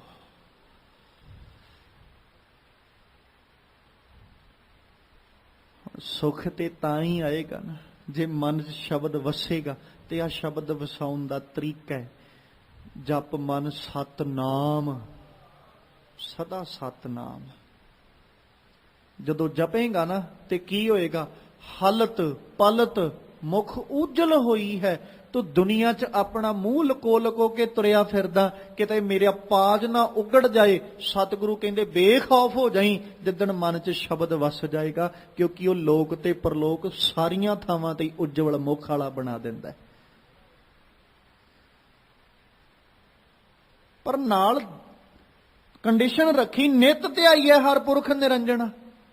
ਤੇ ਕੀ ਅਸੀਂ ਤਿਆਰ ਧਿਆਉਣ ਵਾਸਤੇ? ਕਿ ਸਾਡੇ ਮਨ ਤਿਆਰ ਨੇ? ਹੋ ਸਕਦਾ ਹੈ ਸਰੀਰਾਂ ਕਰਕੇ ਤੇ ਅਸੀਂ ਬਹੁਤ ਧਿਆਉਂਦੇ ਹੋਈਏ। ਤੇ ਅਕਸਰ ਆਪ ਸੰਗਤ ਦੇ ਚਰਨਾਂ 'ਚ ਬੇਨਤੀ ਕਰੀਦੀ ਵੀ ਰੱਬ ਨੂੰ ਸਰੀਰ ਨੇ ਨਹੀਂ ਧਿਆਉਣਾ। ਆਰਾਧਨਾ ਤੇ ਉਦਣ ਮੰਨੀ ਜਾਏਗੀ ਜਿੱਦਣ ਮਨ ਆਰਾਧੇਗਾ, ਸਰੀਰ ਨਹੀਂ। ਸਰੀਰ ਆਰਾਧ ਰਿਹਾ, ਬੜੀ ਚੰਗੀ ਗੱਲ ਹੈ, ਮੁਬਾਰਕਬਾਦ ਹੈ। ਉਹਨਾਂ ਨਾਲੋਂ ਕਿਤੇ ਚੰਗੇ ਨੇ ਉਹ ਸਰੀਰ ਜਿਹੜੇ ਆਰਾਧਨ ਦੀ ਬਜਾਏ ਵਿਕਾਰਾਂ ਵਿੱਚ ਜੁੜੇ ਬੈਠੇ। ਉਹ ਕਾਇਆ ਕਿਤੇ ਚੰਗੀ ਹੈ ਜਿਹੜੀ ਆਰਾਧ ਰਹੀ ਹੈ। ਪਰ ਕਾਇਆ ਦਾ ਆਰਾਧਨਾ ਵੀ ਉਦਣ ਪ੍ਰਵਾਨ ਹੋਏਗਾ ਜਿੱਦਣ ਮਨ ਆਰਾਧਨ ਲੱਗ ਜਾਏਗਾ। ਜਿੰਨਾ ਚਿਰ ਮਨ ਨਹੀਂ ਆਰਾਧਦਾ, ਖਿਮਾ ਕਰਿਓ, ਸ਼ਾਇਦ ਕਾਇਆ ਦਾ ਆਰਾਧਿਆ ਵੀ ਪ੍ਰਵਾਨਿਆ ਨਾ ਜਾਏ। ਤੇ ਸਤਿਗੁਰੂ ਨੇ ਵੇਖੋ, ਗੁਰਬਾਣੀ ਪੜ੍ਹੋ ਤੇ ਸਹੀ, ਮਾਲਕ ਪਾਤਸ਼ਾਹ ਨੇ ਗੁਰਬਾਣੀ ਦੇ ਅੰਦਰ ਬਹੁਤਾਤ ਜਦੋਂ ਰੱਬ ਨੂੰ ਆਰਾਧਨ ਦੀ ਗੱਲ ਕੀਤੀ, ਉਦੋਂ ਮਨ ਨੂੰ ਸੰਬੋਧਨ ਕੀਤਾ। ਮਨਾ ਤੂੰ ਆਰਾਧ, ਰਸਨਾ ਤੇ ਆਰਾਧੀ ਜਾਂਦੀ ਹੈ। ਮਨ ਨੂੰ ਸੰਬੋਧਨ ਕੀਤਾ। ਇੱਥੇ ਵੀ ਸਤਿਗੁਰੂ ਨੇ ਲਫ਼ਜ਼ ਵਰਤੇ, ਜਪੋ ਤਾਂ ਏਕੋ ਨਾਮਾ, ਅਵਰ ਨਿਰਾਫਲ ਕੰਮ, ਇਹ ਮਨ ਈਟੀ ਹਾਥ ਕਰੋ। ਫਿਰ ਦੂਜਾ ਜਿਹੜਾ ਪਾਵਨ ਸ਼ਬਦ, ਉਹਦੇ 'ਚ ਮਨ ਨੂੰ ਸੰਬੋਧਨ ਕੀਤਾ, ਜਪ ਮਨ ਸਤਨਾਮ, ਸਦਾ ਸਤਨਾਮ। ਧੰਨ ਗੁਰੂ ਅਮਰਦਾਸ ਪਾਤਸ਼ਾਹ ਨੂੰ ਪੜੋ, ਮਾਲਕ ਨੇ ਆਪਣੀ ਬਾਣੀ ਦੇ ਅੰਦਰ ਜ਼ਿਕਰ ਕਰਦਿਆਂ ਆਨੰਦ ਸਾਹਿਬ ਵਿੱਚ ਹੀ ਸੰਬੋਧਨ ਕਰਕੇ ਦੂਜੀ ਪੌੜੀ 'ਚ ਹੀ ਕਹਿਤਾ, ਇਹ ਮਨ ਮੇਰਿਆ ਤੂੰ ਸਦਾ ਰਹੋ ਹਰ ਨਾਲੇ। ਹਰ ਨਾਲ ਰਹੋ ਤੂੰ ਮਨ ਮੇਰੇ, ਦੁੱਖ ਸਭ ਵਿਸਾਰਨਾ। ਗੁਰਬਾਣੀ ਨੇ ਕਦਮ ਕਦਮ ਉੱਤੇ ਸਾਨੂੰ ਆਪਣੀ ਜ਼ਿੰਦਗੀ ਸੁੱਖ ਨਾਲ ਭਰਨ ਦਾ ਸਲੀਕਾ ਦੱਸਿਆ। ਕਦਮ ਕਦਮ ਉੱਤੇ ਸਾਨੂੰ ਆਪਣੀ ਜ਼ਿੰਦਗੀ 'ਚ ਸੁੱਖ ਮਾਣਨ ਦਾ ਤਰੀਕਾ ਦੱਸਿਆ। ਪਰ ਅਫਸੋਸ ਇਹ ਹੈ, ਸ਼ਾਇਦ ਅਸੀਂ ਆਪਣੇ ਕੰਨਾਂ ਨਾਲ ਤੇ ਸੁਣ ਬੈਠੇ, ਮਨ ਤੱਕ ਅਜੇ ਉਹ ਆਵਾਜ਼ ਪਹੁੰਚੀ ਨਹੀਂ ਤੇ ਮਨ ਨੂੰ ਅਜੇ ਤੱਕ ਸਮਝ ਹੀ ਨਹੀਂ ਲੱਗੀ ਵੀ ਸੁੱਖ ਏਦਾਂ ਵੀ ਮਿਲਦੇ ਨੇ। ਮਨ ਤੇ ਸੁੱਖ ਲੱਭਦਾ ਰਿਹਾ ਤੇ ਇਹਨੇ ਲੱਭੇ ਕਿੱਥੋਂ? ਕਦੇ ਕਿਸੇ ਟਿਕਾਣਿਓਂ, ਕਦੇ ਕਿਸੇ ਟਿਕਾਣਿਓਂ, ਕਦੇ ਕਿਸੇ ਥਾਂ ਤੋਂ, ਕਦੇ ਕਿਸੇ ਵਸਤੂ ਚੋਂ ਸੁੱਖ ਲੱਭਦਾ ਰਿਹਾ। ਮਨ ਤੱਕ ਇਹ ਆਵਾਜ਼ ਪਹੁੰਚੀ ਨਹੀਂ ਕਿ ਅੰਗੀਕਾਰ ਉਹ ਕਰੇ ਤੇਰਾ ਕਾਰਜ ਸਭ ਸਵਾਰਨਾ, ਸਭਨਾਂ ਗੱਲਾਂ ਸਮਰੱਥ ਸੁਆਮੀ। ਫਿਰ ਸਤਿਗੁਰੂ ਅਮਰਦਾਸ ਸਾਹਿਬ ਨੇ ਮਨ ਨੂੰ ਪੁੱਛਿਆ, ਸੋ ਕਿਉਂ ਮਨੋਂ ਵਿਸਾਰੇ? ਉਹ ਕਿਉਂ ਭੁਲਾ ਕੇ ਬੈਠਾ ਆਪਣੇ ਮਨ ਚੋਂ? ਮਨਾ ਮੈਂ ਤੈਨੂੰ ਇਹੀ ਕਹਿਣਾ, ਕਹੈ ਨਾਨਕ ਮਨ ਮੇਰੇ ਸਦਾ ਰਹੋ ਹਰ ਨਾਲੇ। ਉਹਦੇ ਨਾਲ ਰਹਿ ਤੇ ਸਹੀ, ਵੇਖਾਂ ਜੀਵਨ ਕਿੱਦਾਂ ਸੁੱਖਾਂ ਨਾਲ ਭਰਦਾ। ਤੇ ਅੱਜ ਮਾਲਕ ਕਹਿੰਦੇ ਗੁਰ ਕਿਰਪਾ ਤੇ ਮਨ ਵਸੈ। ਉਹ ਜੇ ਗੁਰੂ ਕਿਰਪਾ ਕਰੇ ਫੇਰ ਹੀ ਮਨ ਵਿੱਚ ਸ਼ਬਦ ਵਸਦਾ, ਜੇ ਉਹ ਕਿਰਪਾ ਨਾ ਕਰੇ ਮਨ ਵਿੱਚ ਸ਼ਬਦ ਵੀ ਨਹੀਂ ਵਸੇਗਾ। ਤੇ ਮਿਲਦਾ ਕਦੋਂ? ਗੁਰੂ ਕਦੋਂ ਮਿਲਦਾ? ਕਰਮ ਪ੍ਰਾਪਤ ਹੋਏ, ਜਦੋਂ ਆਪ ਅਕਾਲ ਪੁਰਖ ਪਰਮੇਸ਼ਵਰ ਬਖਸ਼ਿਸ਼ ਕਰਦੇ ਨਾ, ਫਿਰ ਜਾ ਕੇ ਗੁਰੂ ਦਾ ਮਿਲਾਪ ਹਾਸਲ ਹੁੰਦਾ ਹੈ। ਨਾਨਕ ਹਉ ਹਉ ਕਰਤੇ ਖਪ ਮੂਏ, ਖੂਹਣ ਲਖ ਅਸੰਖ। ਹੁਣ ਸੰਸਾਰ ਦੇ ਪ੍ਰਤੀ ਸਤਿਗੁਰੂ ਅਮਰਦਾਸ ਸਾਹਿਬ ਨੇ ਇੱਕ ਹੋਰ ਫੈਸਲਾ ਦਿੱਤਾ। ਕਹਿੰਦੇ ਦੁਨੀਆ ਤੇ ਵੇਖਿਆ बड़े आए बड़े खप गए बड़े मर गए चले गए संसार तो। पर ये सारे जदों मरे ना इन्हां दी मैं नहीं मुक्की, ये सारी जिंदगी हों हों करदे ही खप गए। नानक हों हों करते खप मूए, खप गए मूए मर गए। की करते हैं? हों हों करते हैं। ਖੂਹਣ ਲੱਖ ਅਸੰਖ, ਖੂਹਣ ਲਫ਼ਜ਼ ਬਣਿਆ ਖੂਹਣੀਆਂ ਤੋਂ, ਬੇਅੰਤ ਮਤਲਬ ਬਹੁ ਗਿਣਤੀ ਵਿੱਚ, ਬਹੁ ਗਿਣਤੀ ਵਿੱਚ ਬਹੁਤਾਤ ਸਮਾਜ ਦਾ ਇਹ ਅਸਲ ਸੱਚ ਹੈ। ਇਹਨੂੰ ਅਸੀਂ ਕਦੇ ਵੀ ਬਦਲ ਨਹੀਂ ਸਕਦੇ ਕਿ ਸਮਾਜ ਹੋਂ ਹੋਂ ਕਰਦਾ ਹੀ ਮਰ ਜਾਂਦਾ। ਮਰਦਾ ਮਰਦਾ ਬੰਦਾ ਵੀ ਇਹ ਹੀ ਕਹਿੰਦਾ ਜਾਂਦਾ ਮੇਰੇ ਪਰਿਵਾਰ ਦਾ ਕੀ ਬਣੇਗਾ। ਉਹਨੂੰ ਅਜੇ ਵੀ ਨਹੀਂ ਪਤਾ ਲੱਗਾ ਵੀ ਮੇਰਾ ਨਹੀਂ ਹੈ। ਮਰਦਾ ਮਰਦਾ ਵੀ ਮੈਂ ਮੇਰੀ ਚ ਹੀ ਬੈਠਾ ਹੈ। ਉਹ ਮਰਦਾ ਮਰਦਾ ਅਜੇ ਵੀ ਵਸਤੂਆਂ ਵੱਲ ਸੋਚੀ ਬੈਠਾ ਵੀ ਮੈਂ ਫਲਾਣੀ ਵਸਤੂ ਕਿਸੇ ਨੂੰ ਦਿੱਤੀ ਸੀ, ਉਹਦੇ ਕੋਲੋਂ ਲੈ ਆਇਆ ਜੇ, ਅਜੇ ਵੀ ਮੈਂ ਮੇਰੀ ਚ ਬੈਠਾ। ਸਤਿਗੁਰੂ ਨੇ ਇਸੇ ਕਰਕੇ ਬਾਣੀ ਚ ਆਖਿਆ ਸੀ ਮੇਰੀ ਮੇਰੀ ਕਹਿਰੋਂ ਕਰਤੇ। ਦੁਰਯੋਧਨ ਸਹਿ ਭਾਈ 12 ਜੋਜਨ ਛਤਰ ਚਲੇ ਥਾ ਦੇਹੀ ਗਿਰਜਨ ਖਾਈ। ਤੇ ਤੂੰ ਕਿੱਥੇ ਤੁਰਿਆ ਫਿਰਦਾ? ਤੇਰੀ ਕੀ ਪਾਇਆ? ਤੈਨੂੰ ਤੇ ਤੇਰਾ ਮਹੱਲਾ ਨਹੀਂ ਜਾਣਦਾ, ਬਾਕੀ ਤੇ ਗੱਲਾਂ ਹੀ ਛੱਡ। ਤੈਨੂੰ ਤੇ ਤੇਰੇ ਇਲਾਕੇ ਦੇ ਲੋਕ ਨਹੀਂ ਜਾਣਦੇ। ਉਹਦੇ ਵੱਲ ਵੇਖ ਜਿਹੜਾ 48 ਕੋਹ ਤੱਕ ਫੌਜ ਲੈ ਕੇ ਤੁਰਿਆ ਫਿਰਦਾ ਸੀ ਨਾਲ। 12 ਜੋਜਨ 48 ਕੋਹ, 48 ਕੋਹ ਤੱਕ ਤੇ ਛਤਰ ਉਹਦੇ ਸਿਰ ਤੇ ਚੱਲ ਰਿਹਾ, ਹਰ ਵਕਤ ਚੱਲ ਰਿਹਾ। ਮਤਲਬ ਇੰਨੀ ਗਿਣਤੀ ਚੋਂ ਫੌਜ ਲੈ ਕੇ ਹਰ ਵਕਤ ਨਾਲ ਤੁਰਿਆ ਫਿਰਦਾ। ਉਹਦੀ ਰੱਖਿਆ ਕਰਨ ਵਾਲੇ ਇੰਨੇ ਬੰਦੇ ਨਾਲ ਨੇ ਉਹਦੇ 48 ਕੋਹ ਤੱਕ। ਤੇ ਜਿੱਦਣ ਉਹ ਮਰਿਆ ਸੀ ਨਾ, ਉਹਦੀ ਲਾਸ਼ ਸਾਂਭਣ ਵਾਲਾ ਵੀ ਕੋਈ ਨਹੀਂ ਸੀ। ਤੇ ਉਹਦੀ ਲਾਸ਼ ਨੂੰ ਗਿਰਝਾਂ ਨੇ ਆ ਕੇ ਚੂੰਡ ਚੂੰਡ ਕੇ ਖਾਧਾ।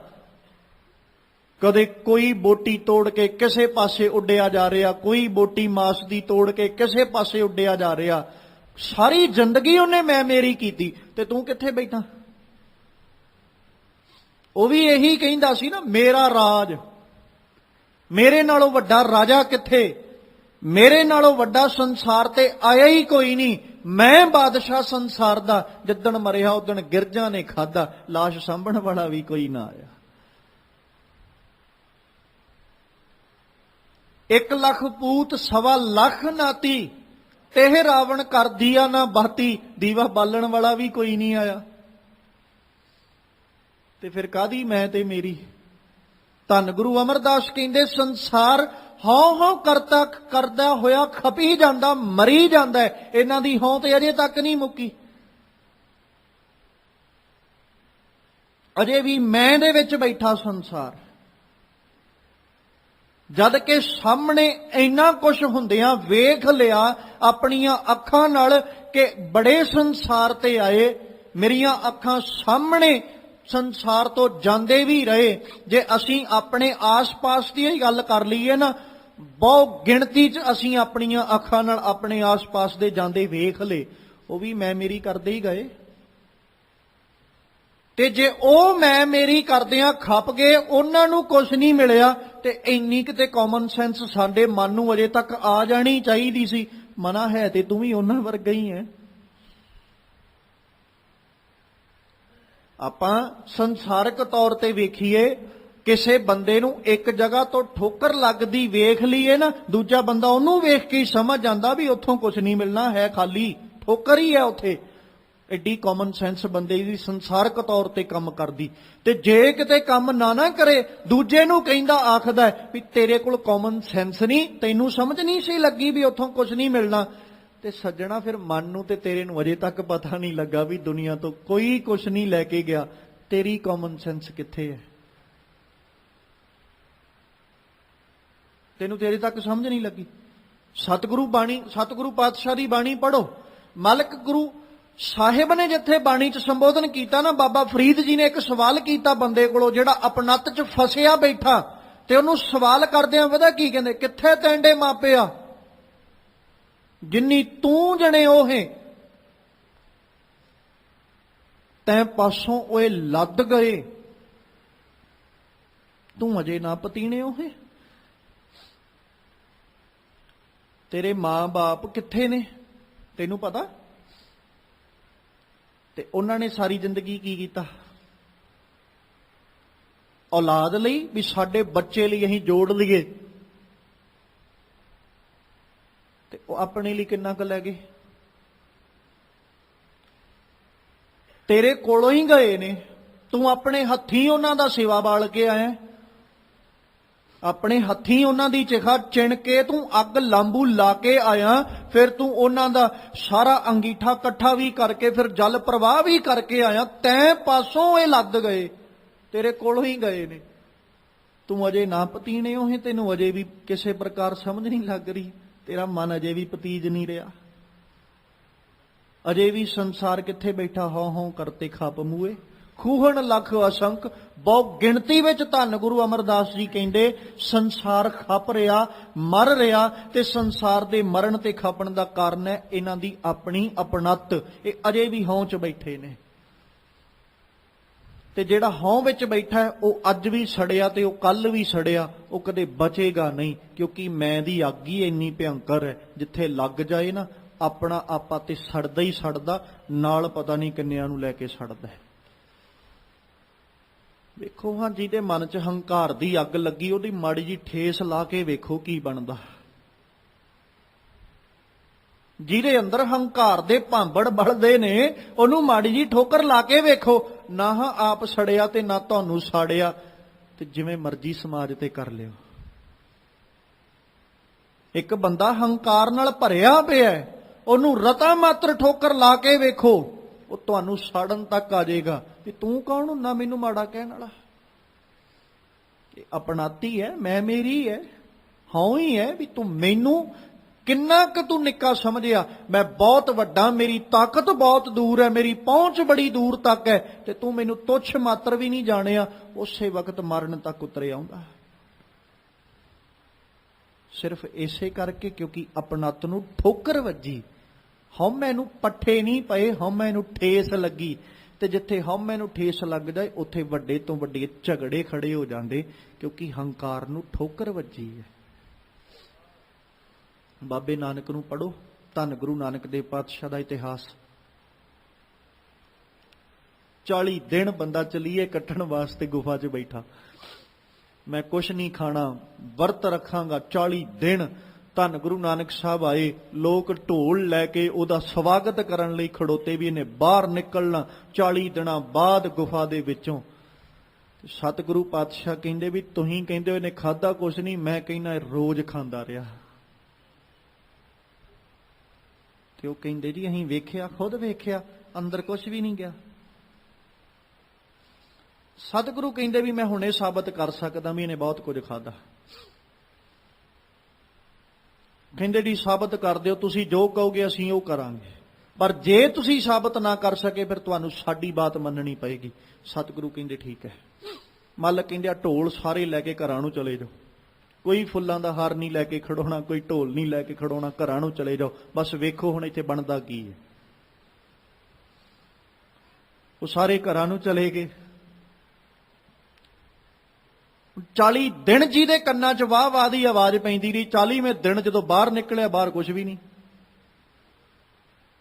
ਨਾ ਕੋਈ ਬੰਦਾ, ਨਾ ਕੋਈ ਵਾਹ ਵਾਹ ਕਰਨ ਵਾਲਾ, ਨਾ ਕੋਈ ਢੋਲ ਵਜਾਉਣ ਵਾਲਾ, ਨਾ ਕੋਈ ਫੁੱਲ ਲੈ ਕੇ ਖੜੋਤਾ ਵੀ ਇਹਨੇ ਬਾਹਰ ਨਿਕਲਣਾ ਹੀ ਸਵਾਗਤ ਕਰਨਾ। ਬਾਹਰ ਆਉਂਦੇ ਹੀ ਗਸ਼ ਖਾ ਕੇ ਡਿੱਗ ਪਿਆ।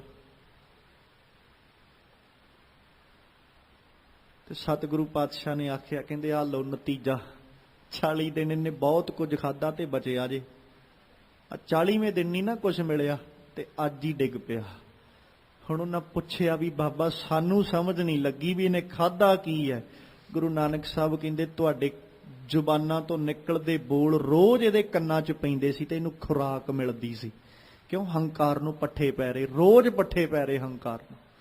ਰੋਜ਼ ਵਾਹ ਵਾਹ ਕਰਨੀ, ਤੇ ਲੋਕਾਂ ਨੇ ਵਾਹ ਵਾਹ ਕਰਨੀ, ਇਹਨੂੰ ਮਾਣ, ਇਹਦੀ ਪ੍ਰਤਿਸ਼ਠਾ ਵੱਧਦੀ ਜਾਣੀ, ਅੰਦਰ ਹਉਮੈ ਵੱਧਦੀ ਜਾਣੀ। ਅੱਜ ਬਾਹਰ ਆਇਆ, ਕਿਸੇ ਨੇ ਵਾਹ ਵਾਹ ਨਹੀਂ ਕੀਤੀ, ਕਿਸੇ ਨੇ ਕੋਈ ਸਵਾਗਤ ਨਹੀਂ ਕੀਤਾ, ਅੱਜ ਹੀ ਡਿੱਗ ਪਿਆ। ਧੰਨ ਗੁਰੂ ਅਮਰਦਾਸ ਪਾਤਸ਼ਾਹ ਕਹਿੰਦੇ, ਹਉ ਹਉ ਕਰਤੇ ਖਪ ਮੂਏ ਖੂਹਣ ਲਖ ਅਸੰਖ।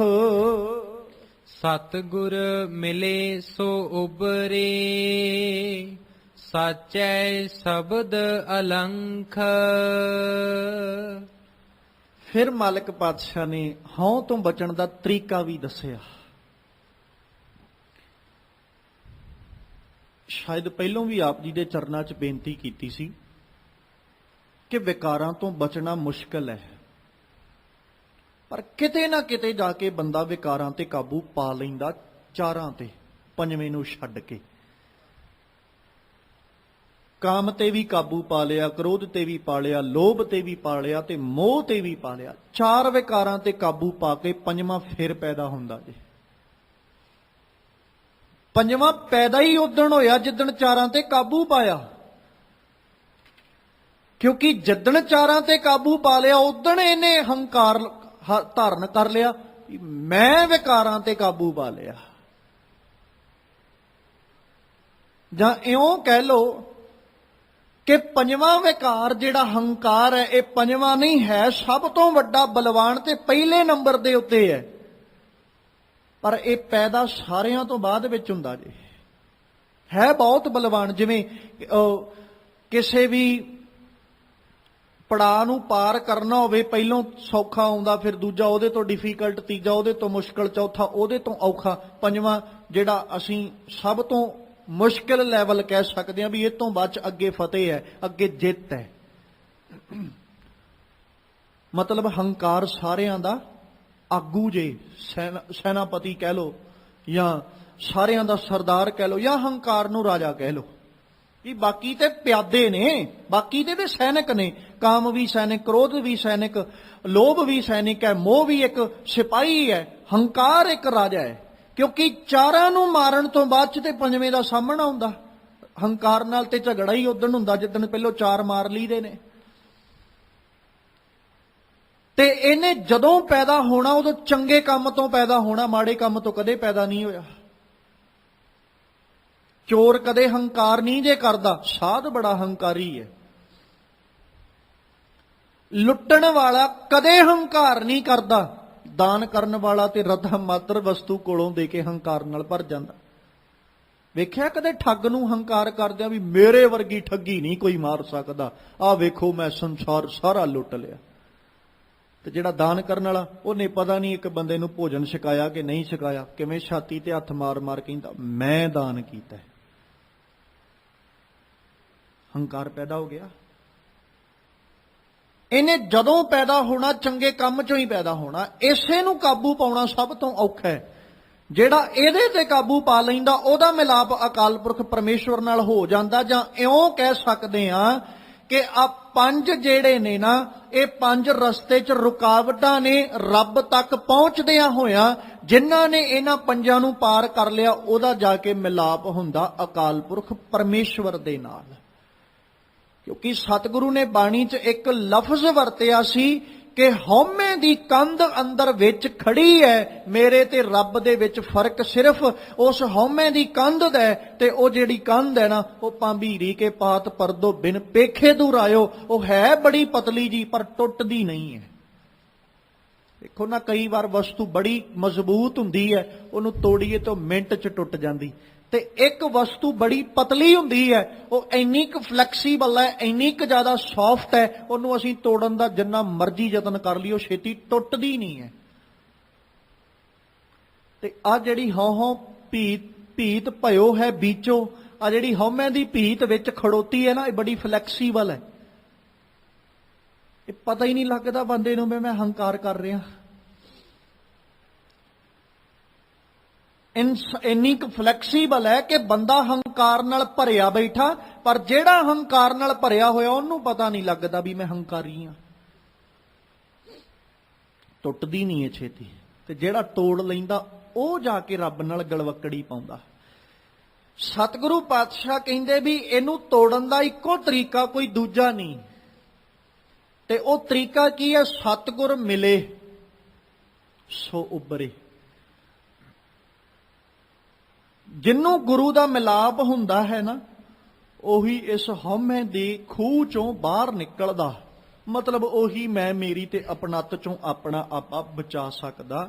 ਉਬਰੇ ਮਤਲਬ ਬਾਹਰ ਆ ਜਾਣਾ, ਬਚ ਜਾਣਾ। ਜਿਨਨੇ ਗੁਰੂ ਦਾ ਸਹਾਰਾ ਲੈ ਲਿਆ, ਸਤਿਗੁਰ ਮਿਲੇ, ਜਿਹਨੂੰ ਗੁਰੂ ਮਿਲਿਆ ਸੋ ਉਬਰੇ, ਉਹ ਉਬਰੇ, ਉਹ ਬਚ ਗਏ। ਸੱਚ ਹੈ ਸ਼ਬਦ ਅਲੰਖ। ਜਿਨ੍ਹਾਂ ਨੇ ਅਲੱਖ ਹਰੀ ਪਰਮਾਤਮਾ ਦੇ ਸ਼ਬਦ ਦਾ ਆਸਰਾ ਲੈ ਲਿਆ, ਉਹੀ ਆਪਣੇ ਜੀਵਨ ਦੇ ਵਿੱਚ ਇਸ ਹੰਕਾਰ ਦੀ ਖੂਹ ਚੋਂ, ਹੰਕਾਰ ਦੇ ਸਾਗਰ ਚੋਂ ਜਾਂ ਹੰਕਾਰ ਦੀ ਨਦੀ ਦੇ ਵਿੱਚੋਂ ਉਹੀ ਬਚਦੇ ਨੇ ਜਿਨ੍ਹਾਂ ਨੇ ਸ਼ਬਦ ਰੂਪੀ ਬੇੜੀ ਦਾ ਸਹਾਰਾ ਲਿਆ। ਤੇ ਜਿਹੜੇ ਬੇੜੀ ਚੋਂ ਉਤਰ ਗਏ ਉਹ ਅੱਜ ਵੀ ਡੁੱਬੇ ਤੇ ਉਹ ਕੱਲ ਵੀ ਡੁੱਬੇ। ਤੇ ਜਿਨ੍ਹਾਂ ਅਜੇ ਤੱਕ ਬੇੜੀ ਦਾ ਆਸਰਾ ਲਿਆ ਹੀ ਨਹੀਂ, ਉਹਨਾਂ ਦੀ ਤੇ ਉਮੀਦ ਹੀ ਨਹੀਂ ਨਾ ਕੀਤੀ ਜਾ ਸਕਦੀ ਕਿ ਉਹ ਬਚਣਗੇ। ਇਸੇ ਕਰਕੇ ਮਾਲਕ ਪਾਤਸ਼ਾਹ ਨੇ ਬਾਣੀ 'ਚ ਲਫ਼ਜ਼ ਵਰਤੇ, ਮੈਂ ਅਜ਼ਾਨ ਜਨ ਤਰਬੇ ਨਾ ਜਾਨੋ, ਮੋਕੋ ਬਾਂਹ ਦੇ ਬਾਪ ਬੀਠੂਲਾ।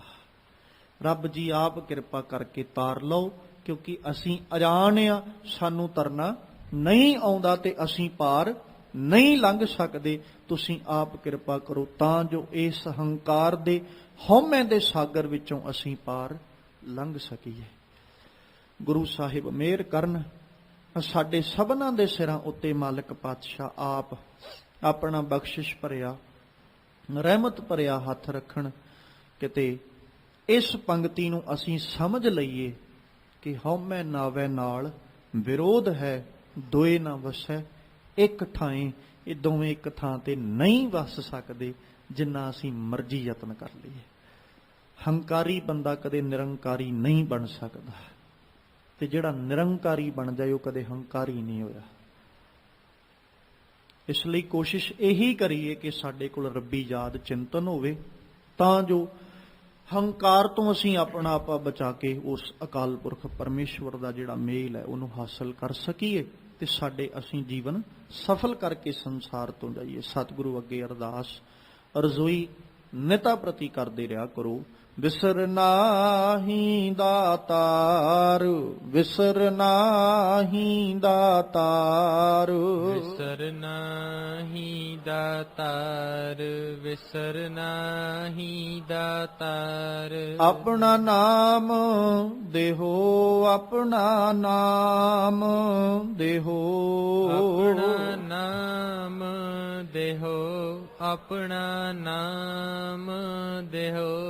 ਗੁਣ ਗਾਵਾਂ ਦਿਨ ਰਾਤ, ਗੁਣ ਗਾਵਾਂ ਦਿਨ ਰਾਤ, ਗੁਣ ਗਾਵਾਂ ਦਿਨ ਰਾਤ, ਗੁਣ ਗਾਵਾਂ ਦਿਨ ਰਾਤ। ਨਾਨਕ ਚਾਓ ਇਹੋ, ਨਾਨਕ ਚਾਓ ਇਹੋ, ਨਾਨਕ ਚਾਓ ਇਹੋ, ਨਾਨਕ ਚਾਓ ਇਹੋ। ਵਿਸਰ ਨਾਹੀ ਦਾਤਾਰ, ਵਿਸਰ ਨਾਹੀ ਦਾਤਾਰ, ਵਿਸਰ ਨਾਹੀ ਦਾਤਾਰ, ਵਿਸਰ ਨਾਹੀ ਦਾਤਾਰ। ਆਪਣਾ ਨਾਮ ਦੇਹੋ, ਆਪਣਾ ਨਾਮ ਦੇਹੋ, ਆਪਣਾ ਨਾਮ ਦੇਹੋ, ਆਪਣਾ ਨਾਮ ਦੇਹੋ। ਸਤਿਗੁਰੂ ਪਾਤਸ਼ਾਹ ਕਿਰਪਾ ਕਰਨ, ਸਾਡੇ ਸਭਨਾਂ ਦੀਆਂ ਹਾਜ਼ਰੀਆਂ ਆਪਣੇ ਦਰ ਤੇ ਪ੍ਰਵਾਨ ਕਰ ਲੈਣ। ਆਪਣੇ ਦਰੋਂ ਕਰੋਂ ਗੁਰਸਿੱਖੀ ਜੀਵਨ ਨਾਮ ਦੀਆਂ ਦਾਤਾਂ ਬਖਸ਼ਿਸ਼ ਕਰਕੇ ਨਿਵਾਜਣ, ਤਾਂ ਜੋ ਸਾਡੇ ਇਹ ਲੋਕ ਸੁਖੀਏ ਪਰਲੋਕ ਸੁਹੇਲੇ। ਨਾਨਕ ਹਰ ਪ੍ਰਭ ਆਪੇ ਮੇਲੇ ਹੋਈਆਂ ਬੇਅੰਤ ਭੁੱਲਾਂ ਦੀ ਖਿਮਾ ਬਖਸ਼ਣੀ। ਆਓ ਸਤਿਗੁਰਾਂ ਦੇ ਪਾਵਨ ਬਚਨ ਆਪਣੇ ਹਿਰਦੇ ਵਿੱਚ ਵਸਾ ਲਈਏ। ਨਾਨਕ ਹਉ ਹਉ ਕਰਤੇ ਖਪ ਮੁਏ,